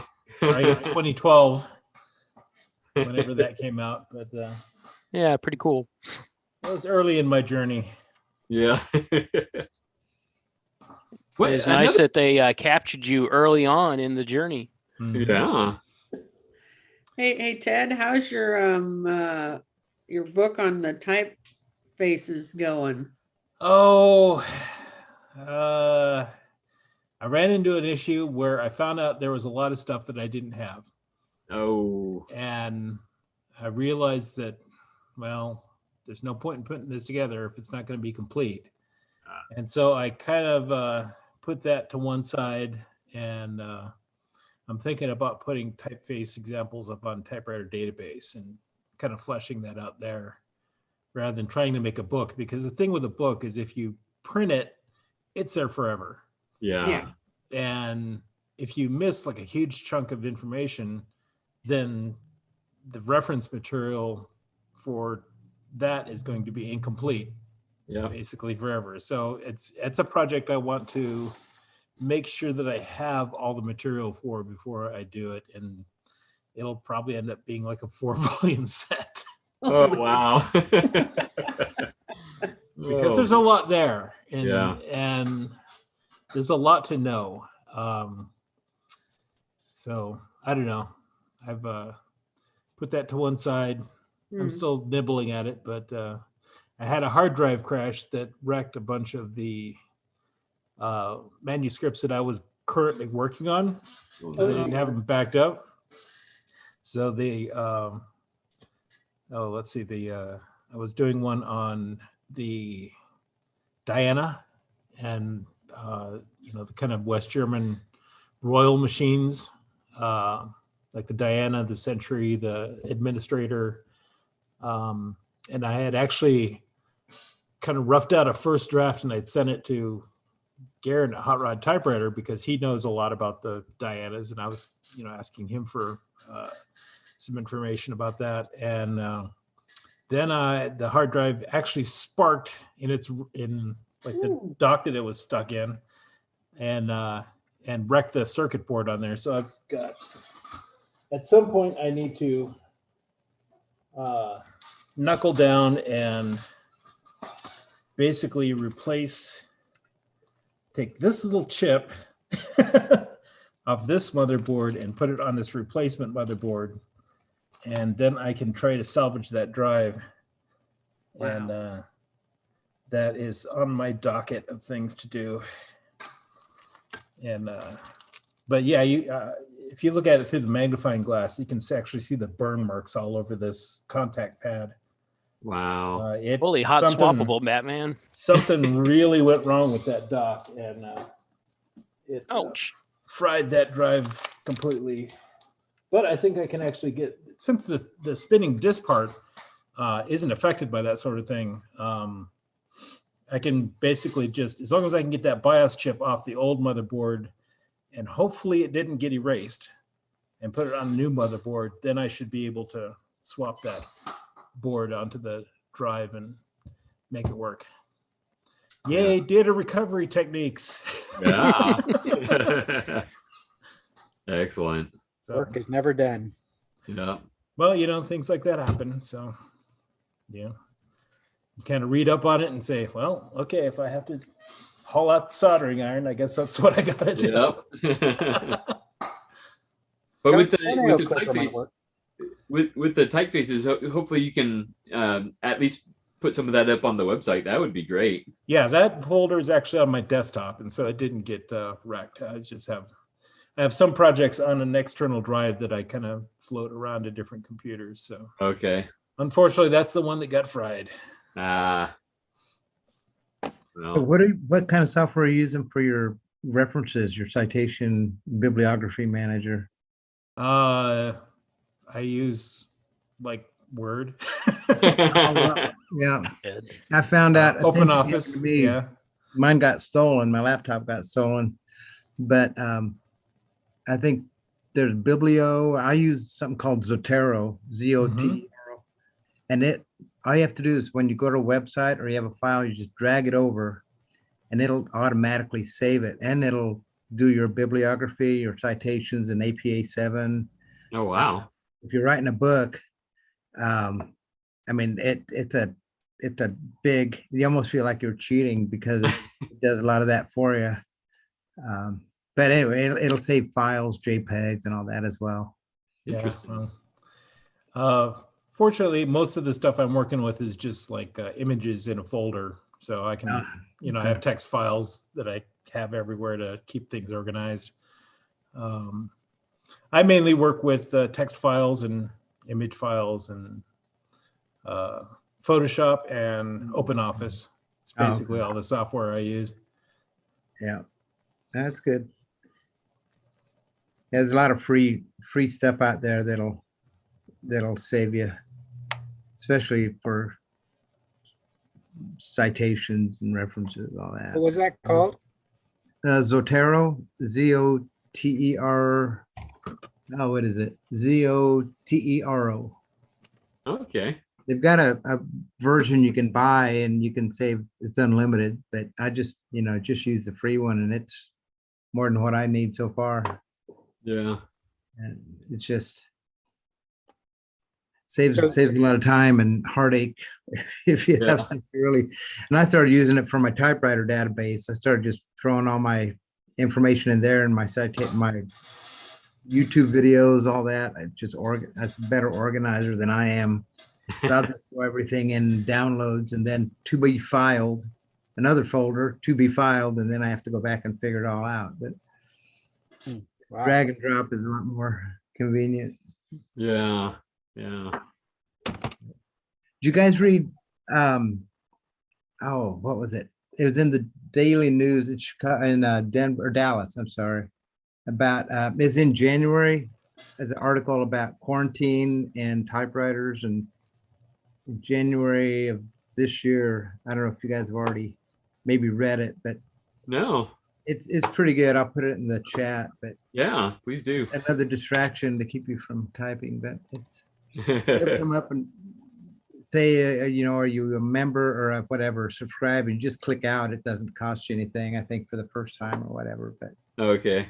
It's pretty good. I was hoping our French, the guy from France would be on here, because it talks about 35 millimeter photography and getting back into the old physical world, and how that relates to typing, how he related typing to his 35 millimeter film, going back to that. But okay. Let's see. I was trying to post the article in the YouTube chat. Actually, I think I can shorten the link, because usually they put a bunch of like codes that are actually unnecessary at the end of the link. Oh, okay. So I removed that. So hopefully the link will still work, but I put it in the chat nevertheless. The link to that story that you were talking about. So yeah, very cool. Yeah. Does that link stay there when we close out? Well, it gets saved with the information, but it's not accessible by anyone unless I post it. I used to post the chat, but it was one of those things that it was a task I had to do, and I wasn't sure that people were making use of it, so I decided just to not do it. Sure. But you can also save the chat on your own computer as well. So that way, if you see something interesting, you can save it. Yeah, very cool. Larry, how are you doing? Oh, pretty good for being exhausted from having 2 grandkids all week. Oh boy. Yeah, I'm all right. Okay. Oh man. How you been? Good. Yeah. You do look a little tired, Larry. Yeah, and I usually like type something every week, because I write songs all the time. Yeah. And this is one week that my brain is just fried. I haven't typed anything this week. Yeah. It's weird. Weird Yeah. than that. It's like I can barely think, so let alone try to type. So anyway, I'll be all right. Yeah. Excellent. It was worth it. Yeah, of course. 8 and 9-year-old grandson. I mean, I have wow. eight grandkids, and I have one on the way. But the 8 and 9-year-old we're really close to. We've seen them a lot, because we just been able to, and so we have, and over their lifetime. And so it's wonderful to have them here. It's wonderful to have any of them here, but some of them we hardly ever see. So yeah. It's do they get to play with your typewriters? They didn't this time. They have. They just didn't this time. I know. Okay. We didn't even get. I took him to the beach every day and took him to playgrounds and skateboarding and to church. I took him to Monday, Thursday service and choir practice, and then my one grandson played the guitar with us and helped sing, and the other one played the tambourine and a shaker thing. Okay. Excellent. I just wanted to get on here because I don't get to get on here twice a week, because I'm just determined that Saturday night's just too rough for me. So yeah. I try to get on here if I can anyway, see what's going on in the typosphere. Yeah. Well, so it was a pleasure seeing you. Yeah, well, I enjoyed this. Thank you. Thank you. I do see Marcella joined us. I'm not sure if she cares to speak or be on camera, but welcome, Marcella. Oh, thank you. It's my first time on here, so I haven't turned on the camera yet. I joined typehouse.com too, so I was like, saw the link and I came on. Very cool. And because you are new, did you want to give us a brief introduction to yourself? Sure. My name is Marcella. I live in Texas. I have a lot of typewriters. Don't know anybody else who likes typewriters besides me. Me too. The lonely road. Yeah. So I found this. See if I feel like I look awful, but that's okay. I'm gonna get on camera here. There we go. So I just decided it'll be a nice place to meet people, other people who like typewriters. I'm trying to stop buying though, because I don't have anywhere to put them anymore. I just have too many. Oh, you'll get creative and find space. Yeah.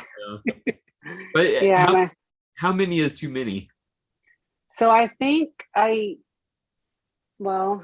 have like maybe 17 or 18 of them. Okay, For yeah. me, that's too many. Wow, that is a lot. Yeah. Yeah. Because you end up not using them all too, and with those, you need to be using them, or else they'll go Yes. bad. There's always room for one more. Yeah. Yes. Did you I heard quit? you got. Did you quit counting? Did you quit count? I know I quit counting at 80, so I was wondering if you quit counting at 17 and you're really. Yeah, so I might even be more than that, but because I have not been counting. Larry, you don't look a day over 79.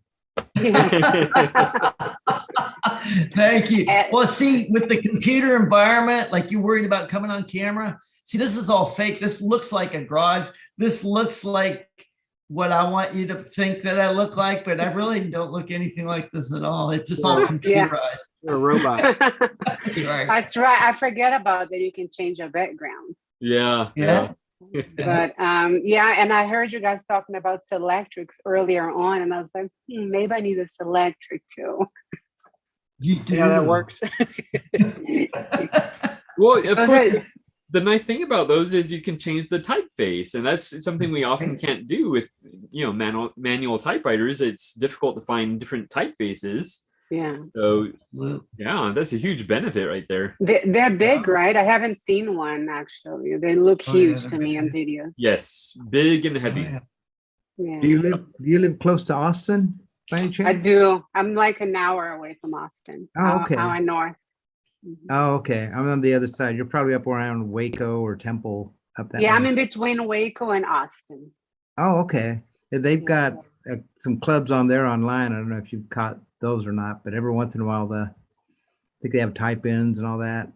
Really? No, I haven't. I haven't seen it. Yeah, they had one, I think at Houston maybe, and one in Austin. I can't get involved in them yet until I graduate, but they're out there. I don't know if I need to look into them. Yeah. I use my typewriters a lot because so I haven't published anything, but I'm an aspiring indie author, but I cannot write anything unless I'm on a typewriter. I do my first draft, my first draft on a typewriter, and then I take it to the computer, which I have to use an IBM Model M, or else I can't type it because I need that little noise and Yeah. So I use my typewriters a lot, actually. Well, my favorite ones. Yeah. The Selectric. This is just actually this isn't all of my Selectric stuff, but is it backwards on your screen? No, we see it correct. No. Okay, Oh, that's perfect. So there's all kinds that's of all done cool- with one machine? Yeah, that's all from my Selectric, different balls that I got, but that doesn't even have the couple cool ones I got. This is an old sheet of paper, but it was with all the balls. I thought maybe I had them all on here, but they're not all on here. But anyway, they're great to have. We try to encourage each other to buy typewriters. That way we don't feel so guilty. Yes. Yeah. Buy more and more. Well, I think I'll keep my eyes out for a Selectric if I can find one in the area, because the shipping is probably going to be too much, being it that big. Oh yeah. They're And around. I've heard that those don't ship too well. I don't know if anyone has experience with that, but I have heard that they don't ship very well. So I picked mine up at a estate sale locally. okay. They're around. You can look.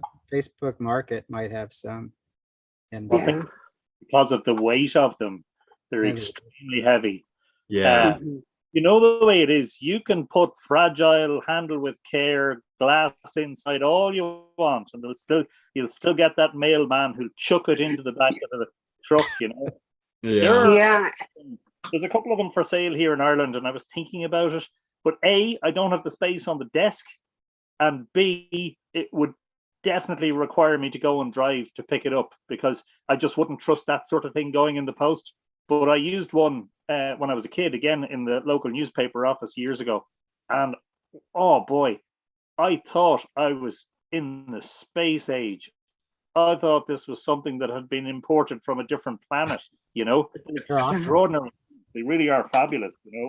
Well, I used one with the Army for a number of years. I took it for granted, now 40 years later, I go back to using them. They're just pretty awesome. Yeah. Now, I'm sorry, Marcella, do you have a favorite typewriter? So I like Smith Coronas for some reason. The Silent Super, and I forgot what this one, my Classic 12 I use all the time. It's behind me here somewhere. I don't know if you can see it or not, but we've been eyeing it. Yeah. I like Smith Coronas a lot, and so that I'm partial to them. Although I do have Olivetti's and Olympias. I don't know if you can see over there. I have a. Oh yeah. Oh yeah. Oh yeah. Yep. And I have a big one over here on this side. I'm on my computer, so I don't know if you can see. I like old stuff, so I have the old phone here, and I just made it look this way. I tried to make it look vintage because I like to be around this old vintage stuff. That's a cassette player there too, isn't it? It is. Yeah, cool. I like. It's just me. Yeah. That's cool. I love it. Yeah. If ever you want to sell any of those, you got 12 buyers. Right here. Yep. I actually last night I fixed a typewriter for the first time by myself. I opened it up and it was a Corsair Smith Corona, no, those plastic ones. Yeah. Was it a drawband issue? No, it was a escapement issue. Oh. I have one of those. I bought a book by, I think it was here a little while ago, Ted Monk. Yeah, he's still on, but he's away from the camera right now. So I followed some of the directions and I opened it up and I fixed it. So you're on a samurai high right now. Yeah. Wow. Yeah, that's impressive. Yeah. Very cool. Yeah, that's something I don't usually brave doing stuff like that. So well, I had an extra one, so I figured if I broke it, it was gonna be okay. So I was gonna just try it. And it worked. Yeah. What's the worst that could happen? Yeah. I have a problem because I'll buy a part machine and then I'm like, I don't think I can break that one. It looks too good. It's so nice. I'm gonna keep it. Yeah. A low bar. Yeah. Now you mentioned you're an author. How close are you to finishing a book? So I have a completed book right now that I already got it back from the editor, and I'm just working on my part, and then I'll probably release it this year if I'm brave. Excellent. It's just that I have a problem. I start writing one genre, then I end up in a different one accidentally. And then, and it wasn't exactly what I intended on writing, but I just don't have a way to get out of that. I'm a little bit afraid how it's going to be, but I won't know until I release it, Exactly. Mm-hmm. You weren't afraid to take your typewriter apart. Don't be afraid to release your book. What's the worst thing that can happen? Isn't it the same thing? Yeah, that's right. All right. That's right. You. And be sure and let us know when it is out, because I really try and support the authors that are on here. I will very likely buy your book. Well, thank you. And the first draft was entirely written in a typewriter. Wow. On a Smith Corona Silent Super, like the whole thing. That's excellent. Yeah, very Sounds cool. like you found the right group. Yeah. I bought a book from everybody that's ever told me they wrote a book except one guy. And he was in my high school class. And the only reason I didn't buy it, it was like $85. And I'm like, I hope I find it at the thrift store someday or something. Wow. Mine will be on Kindle for $3.99, and if you have unlimited, there you go. That's me. Yeah. Are you going to come out with a paper version as well, I hope? I am. I already have the cover designed and everything. So excellent. But that is not going to be 80 either. It's going to be like maybe $12. Oh, yeah. Yeah, definitely. Excellent. So we need 12 signed copies. Yeah. Yeah. And I'm also working on another book because I use a lot of Polaroid cameras. I know, like, Oh, and I cool. have SX70s and everything, and I'm doing photos with my typewriters and a Polaroid, and I'm writing a book. I'll release the title. They say you shouldn't, but it's gonna be called Polaroid. Now, Typewriters on Roids. So it's gonna be That is awesome. compilation of my Polaroids and a book. Well, my typewriters, on Polaroid. Nice. With a little something about them. Very cool. Cool idea. Definitely let us know about that one as well. I will. Yeah. Excellent. I love that idea. Oh boy. It's because you're an idea man, Gregory. What's that? Well, thank you for having me here. Yeah, definitely. We appreciate it. Thanks for joining us. Yeah. All right. And Bob, how are you doing? I'm great. I just realized I wasn't muted and I'm sitting here clunking in the shop. So I apologize if any of that bled over. No, I don't think we heard anything. That was oh, you? That's good. Apparently, that was you jerk. That was you. I'm doing really good. Yeah, I really enjoy how many people are starting to write about the benefits of analog or using analog machines again to write. I know I really enjoy writing my first drafts on a typewriter. So I'm really excited to see how that turns out. Let me think. Yeah, last weekend I hit the Rose Bowl again, and that was really exciting. I actually sold out of typewriters. Oh, wow. Yeah, all but 2 standards, but they're big standards and it's a really big place. So it's not uncommon to not sell standards. So I sold 9 machines. Everybody was going to assist me, or any of my staff that was going to be out there. They all ended up getting sick, or Robert had a big drum thing because he's a rock star. And so I just rocked it myself. I just worked the whole event myself. So that was rewarding.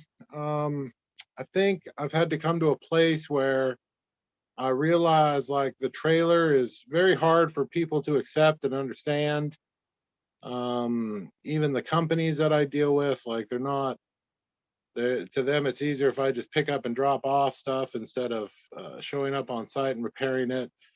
So I'm doing my very best to rearrange my shop here in my shed. That was really funny earlier, Greg, when you said which shop is Bob in? Yeah. And I really don't work on typewriters I do have a desk over at the showroom space, at the Galleria there. But I just don't have anything to work on typewriters there with. I do keep a mobile kit there most of the time. It's not there right now, but so I can like replace ribbon, but that's about it. And I've just gotten to just kind of being there. I tried being there for set hours, and anyway, so I've learned to set all that by appointment only. It just works a lot easier for the customer. Because it was confusing whether I was there or not. A lot of people who are into typewriters aren't on social media, so I get it. So that works well. So I might meet. Last weekend I met 1 person there. This weekend I've met 3 people there. So you just set up an appointment and I'll meet you there, and it works. So, but I think I might be I might be selling the large emporium here. I just can't keep, even if I kept selling typewriters, I can't keep enough typewriters going. I don't have time to rebuild enough typewriters because I have so much in customer repair. So I think what I'll do is I'll end up selling the large emporium and just stick to the repairs, because the repair business is so good.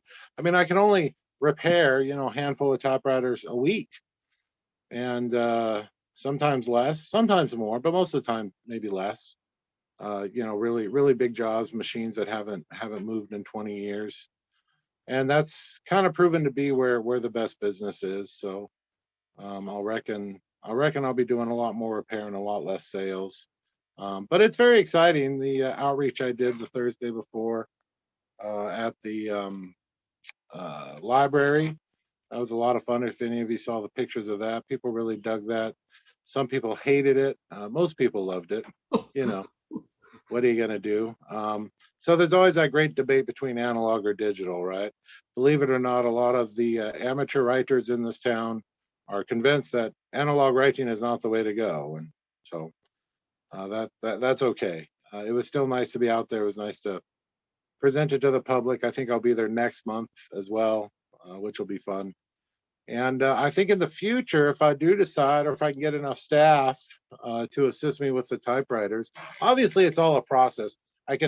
I just said that and I realized, boy, if I was listening to myself said that, my ears would have perked up, man. What the heck you doing, Bob? But obviously my interest is to it's all part of a machine, right?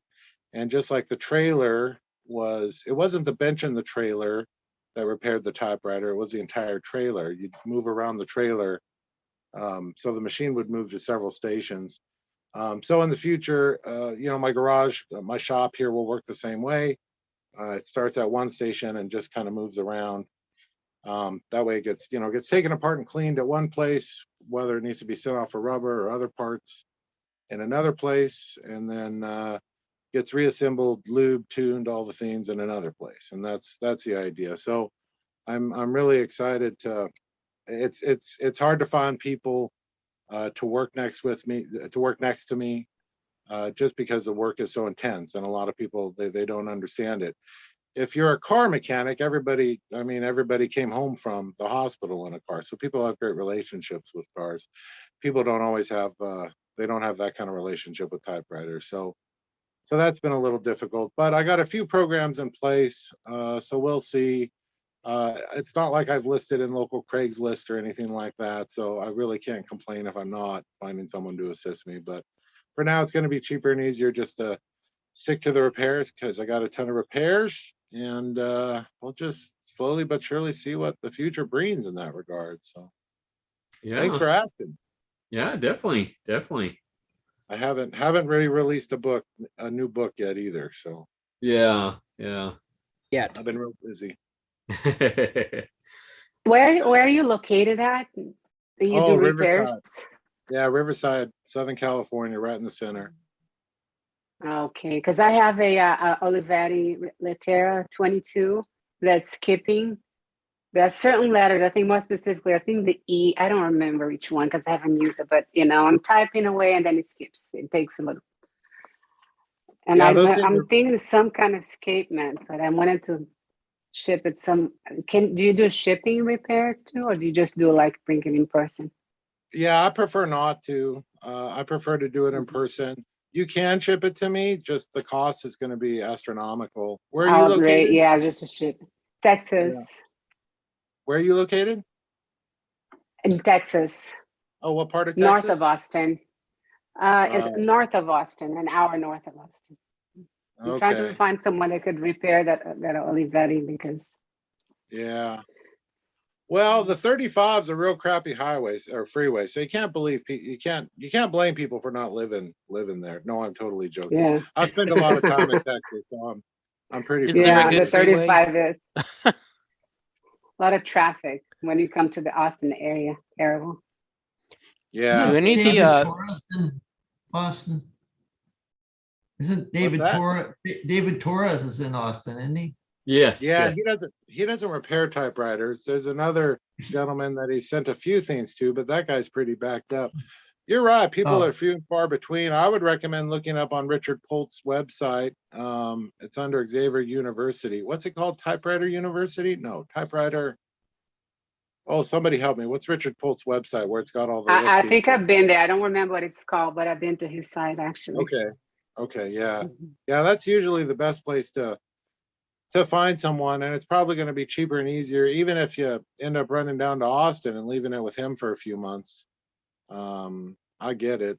It's a Lettera. It's worth it. And they're real finicky. That adjustment is really finicky, but it can be done. Who is that again in Austin? I'm sorry, I missed the name you said. No worries. There's an older gentleman. I can't remember his name. I know David listed him on the Austin Typewriters Inc. Facebook page, if you're on that. No, I'm not. I'm gonna be there in a second. Yeah. Austin Typewriter. See how I just plugged it? I hear the podcast is pretty good too, but that's Very just 'cause I'm good. one of the hosts. That's just because I'm one of the hosts. Most of the episodes are okay, but any of the episodes I do are really good. Oh yeah. I'm totally joking. I prefer the ones where I'm not talking. That's my favorite. Those are my favorite episodes. Oh. Yeah, Austin Typewriters Inc. You can search on there. I don't remember the gentleman's name. He's an older gentleman, but I know he's in Austin. And yeah, if there's no one up near you, yeah, that'd be a hard one. No, we're really getting few and far between. I had someone the other day call me in Pennsylvania, and they needed a typewriter repair guy, and I couldn't find one to save my life. So Yeah. yeah, it's really hard. I mean, I'm glad Richard has that site together. The other lady, what is it, Jot and Tittles, she put together a site. Did I say that right? Anyway, she Yeah. was kind enough to put together a few names of people who have businesses. But other times I've called typewriter repair people and they're like, yeah, no, we just do the new stuff where the money's at, money counters and laminate machines. And I'm like, hey, I get it. No worries. They don't want to touch the old electronic stuff or the old mechanical stuff. They just want the electronic stuff. So that makes sense and good for them for following the money, for lack of a better term. But yeah, older mechanical typewriters are really, really hard to get repaired and find repair people. And I've kind of learned that's where the good niche is. And people are so excited to get their typewriters repaired. I'm just charging 60 an hour and everybody's happy to pay it. So as opposed to if I'm out selling typewriters, some people, they're not interested, or they think I'm a shyster, or they think, who knows, all sorts of things. So I think I've learned that repairing typewriters is going to be the future. So I'm going to really set up my carriage shed. I'm going to do a bit more pickup and delivery as opposed to pulling the monster trailer around. In the future, if I want, I'll get a small trailer like the other one that I have. My girlfriend does those vintage ads. I don't know if y'all know that, but she got into vintage ads about 6 months ago. And so I built a pop-up trailer that you could vend out of. And she quickly took it over and started making a living out of it. And she's doing very well. And people are very excited for her product, and I'm very excited for her. She has a very good product. But I lost that trailer, so I have to, I mean, don't get me wrong. She rents it from me, so it works out pretty well. But so I'll probably get another pop-up trailer. The big thing with having the big emporium that I've learned, and I didn't understand this at first, is that if somebody decides they want to buy a typewriter from me, I like to grab the typewriter. It's outside, right? 100 people have played with it. I bring it inside, I clean it off, I check it all out. They don't want to step in the trailer with me, even though my trailer is quite large inside and all the windows are open and you can see inside. They don't want to step into the trailer with me. And I've just, a few times I felt like, a dirty old man saying, hey, little girl, come get some candy. No, just give me 2 or 3 minutes to clean off the typewriter you're about to buy from me. So that's kind of been the downfall in having the really big trailer. But in a pop-up, you're sitting in the middle, everyone can see you, you can see them, and there's not that issue. So thanks for letting me expound all my education I've gotten lately at a price or two. But yeah. And I did want to get back to that. Let's see, where was it? Richard Polt's typewriter repair shop list. I wish he would have his own domain name, but it's site.xavier.edu/polt/typewriters/tw-repair.html. But you can also just search on Google for typewriter repair shops, and after it gets through trying to find things locally, you'll see his site come up. The page is called Typewriter Repair Shops. So just search. I've had luck. Yeah, I've had luck too, calling people in areas and saying, hey, I'm looking for somebody 100 miles west of you. And they'll go, oh yeah, this, that, and the other, whatever. So yeah. Yeah, it's definitely an idea, especially when it comes to a Latera. It's really not something and I don't know what my problem is lately. Gosh, I've probably repaired 8 of them in the last month. So I'm kind of an accidental expert, but yeah. I was thinking David Torres might know somebody in the area, but Bob, I guess you would know who was in this area too, or maybe David knows somebody else that you don't. I don't know. Yeah, I don't remember the gentleman's name. He's an older gentleman. There is one. Okay, you know one. Okay.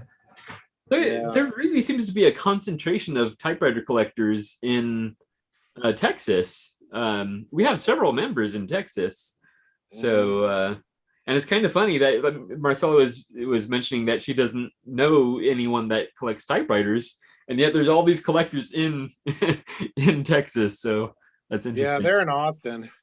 Yeah, and if she's an hour north, and it's any time during rush hour, the 35's gonna, or sorry, 35 will be backed up like there's no tomorrow.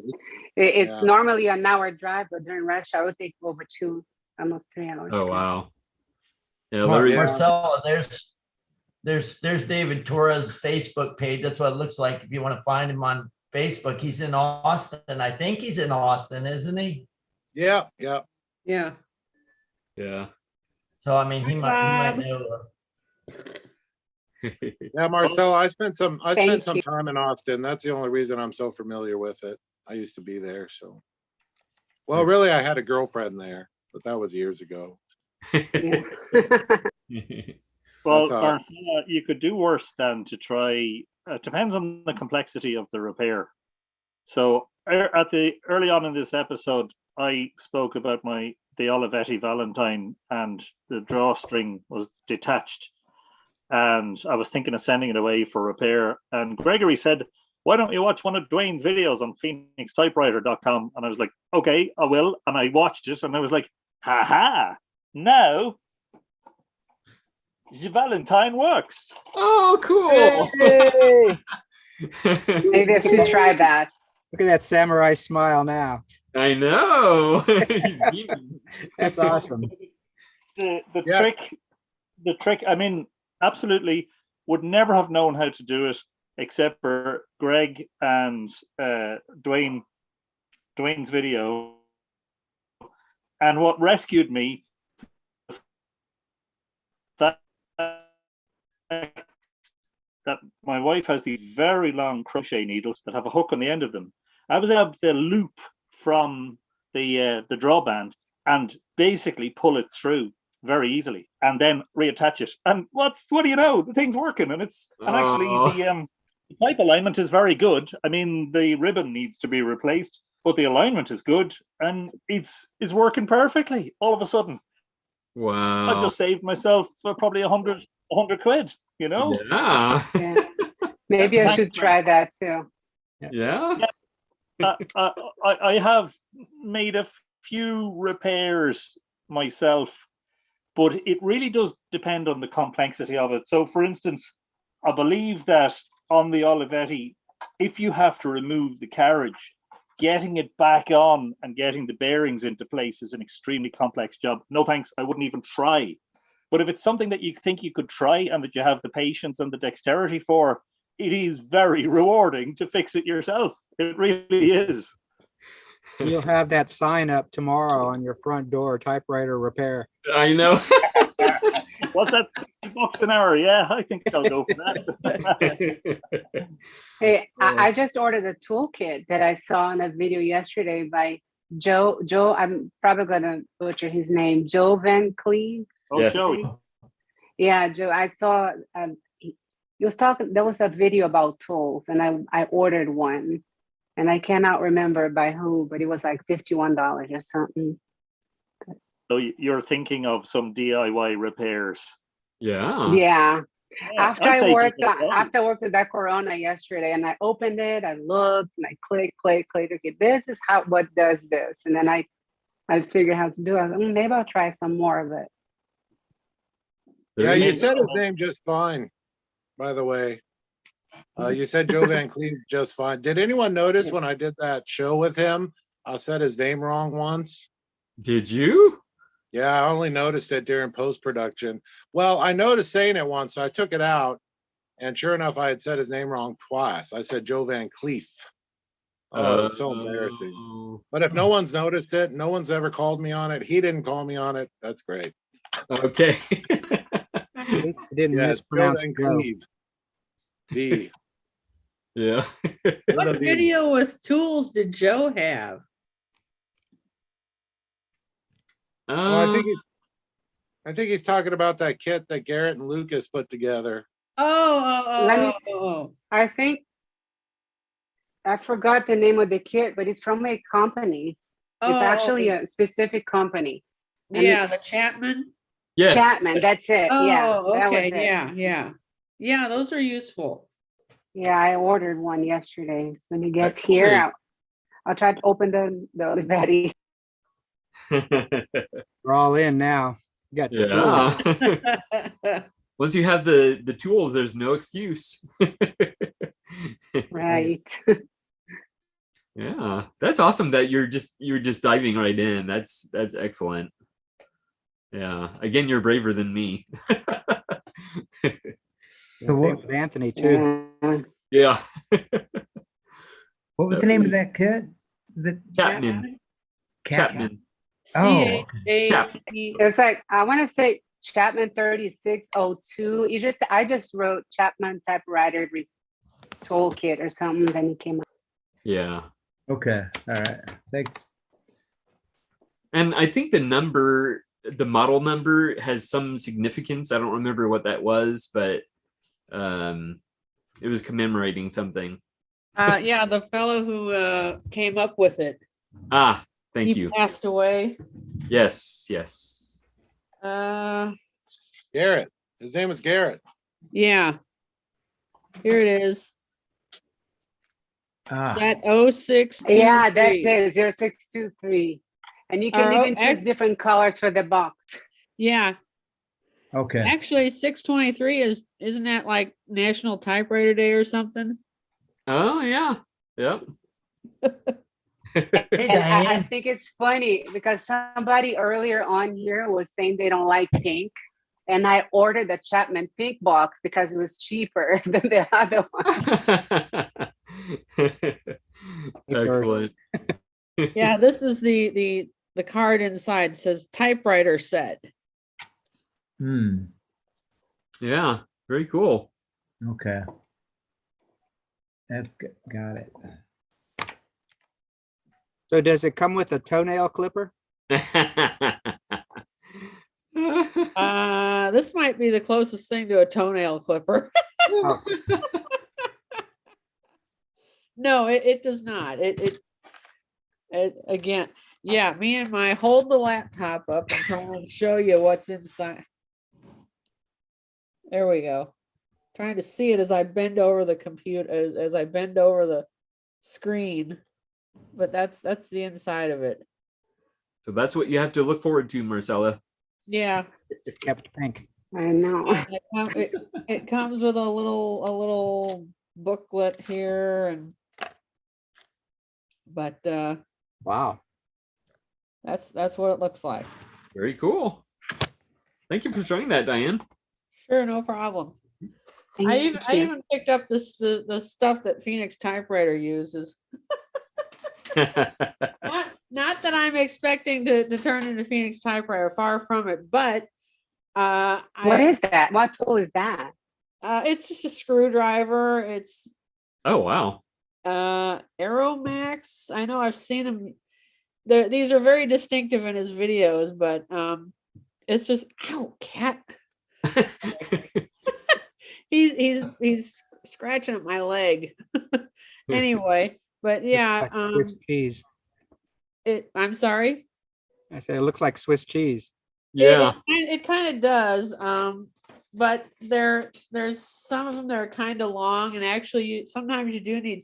I don't think this was one, but it was one I thought, gee, that's nice and long. I think I've seen the local shop or local repair shop use something like this, and every now and then I don't use it too often, the long ones, but sometimes that was before the Chapman set came out, and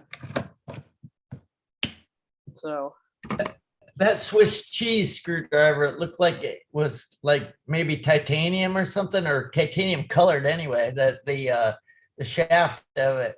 And so is this super light? Is that the idea of it, or what? I guess. I don't know. I think these came. I got these off of Amazon, but I think they came from the UK. And that now I think it's not titanium that actually the handle's probably more titanium color, but the shaft is what you usually see titanium coated drills are colored that color. Even though my experience with titanium's was gray color. But anyway, it looks like it'd be super light anyway. I don't know, for whatever reason. In case you're really weak and you can't lift heavy screwdrivers. I don't know why. I don't know why you need a light screwdriver. I don't know, but it's like, I figure I saw he used them and he had not a whole lot of problems with using them. And I'm like, that's kind of what I'm looking for. Something that I don't have a lot of trouble using. So, yeah. But that was, like I said, that was before the Chapman set came out. And actually there's places the Chapman set cannot get into because of how it's made. And when I say that, it's because here's the here's the end, where you put the bit in, and this section here precludes that from getting into some places, so hence all the oh yeah. So anyway, yeah. you see what I mean? Yeah, but if you got the pink one, it doesn't have that. You need a really long screwdriver because the cat puts a distance between you and whatever you're working on. There he is, cat. So that handle of your screwdriver, you actually could put a crossbar through it very easily. It looks like if it will hold up, if it's strong enough, you could put something in to give you extra, leverage too. So yeah. And then the cat always make you feel, but if you can't fix something, your cat makes you feel good anyway. Somebody's trying to say, hey, pay attention to me. Yeah. I'm jealous. Oh yes, he is, I think. Yeah. Sometimes he lets me be. He lets me be if I'm in the other room, but I come out here and he hates it. I only get certain time out here in the typewriter room. Oh, yep, there he's paying attention. Oh, yeah, look at you. Yeah, there you are on the screen. There's everybody. There's everybody I'm listening to. Excellent. Cool cat. I do want to mention to Marcella that I approved your membership. So if you want to sign up for the postcard exchange, today would be the last day to do it. So just go to events and register for the postcard exchange, and I'll be sending them out within the next 2 or 3 days. So yeah. Oh, perfect. I'm gonna do that for sure. Thank you. Excellent. Yeah, people have a lot of fun with it. So yeah, definitely. Oh, yep, she's gonna make a postcard out of Cocoa Pebbles. That's cool. Oh yes, excellent. All right. Well, honestly, I did not expect this kind of a turnout on Easter, but there you go. So did anybody have any typing prompts or questions or comments before we go? I saw a movie yesterday, and I very rarely watch anything on TV, but this was it looked good, and it was called Munich: The Edge of War, fairly recent movie, and it was more about, I mean, it wasn't a shoot up thing. It was more a suspense thing about somebody trying to stop Hitler before he started everything with the Prime Minister of England and Czechoslovakia, all that stuff. It was actually very interesting. Not a documentary. It was a suspense drama kind of thing. But the reason I'm telling you that is because when I looked at the trailer, there was some scenes with some typewriters in there, so it was very period. And it was kind of cool to look at that. There were several scenes when I was watching it where they used typewriters, and I didn't stop and pause to see what kind they were. I was enjoying the movie. Yeah. But if you want to take a look at something like that, it's called Munich: The Edge of War. Okay. I don't Yeah, remember. there's that one member in ATI who supplied all the typewriters for that. I don't remember the guy's name. He's over there in that part of the world. I wish I've corresponded with him before. Anybody remember his name? He's got, oh, what's his name? I think he's got like 28 children. No, I'm just kidding. I think he's got 7 or 8 children. He's very busy with children and has a typewriter museum and repair shop there. Interesting. Yeah, he provided all the typewriters for that movie. He was Wow. posting about it. Maybe So 8 you've or heard of it then? Yeah.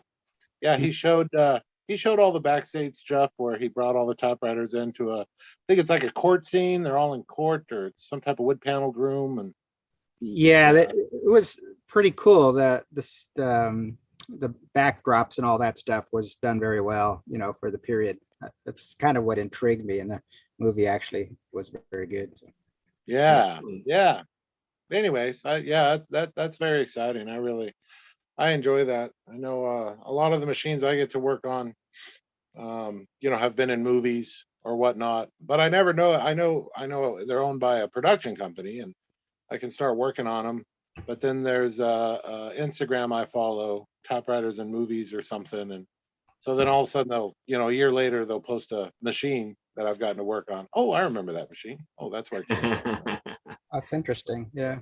This movie reminded me very much of what's happening with Putin right now. And that's, I think, why I found it so interesting. If you had a chance to stop him, would you do it? That was kind of the thing.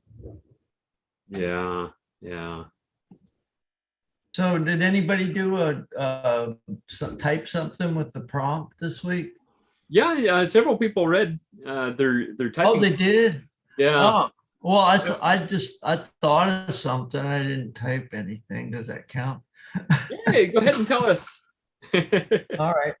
Let me see here. This says what? There we go. Can you still hear me all right? Yeah. Okay. It says nobody expected me to bring a typewriter to a party.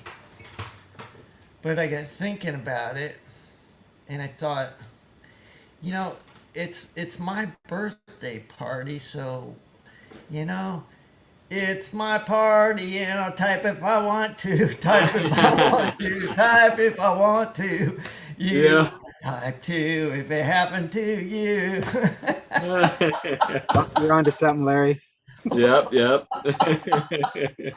Yeah, definitely. Very cool. Excellent. Well, I think on that note, unless anybody else has anything else, I think we'll end here so that we can enjoy the rest of Easter. And I think there are some chocolates with my name on them, and and I do want to again welcome Marcella on here. Hopefully, she'll join us again. Yeah, that would be nice. But yeah, anyway, thank you so much, everybody. And we will see you next week. Thank you. Happy Easter, everyone. Thank Happy you. Easter. Happy Easter. Happy Easter, Gregory. Thanks for Happy being Easter. here. Happy Easter. Happy Easter. All right. Thank you, everybody. Bye, Mike. Bye.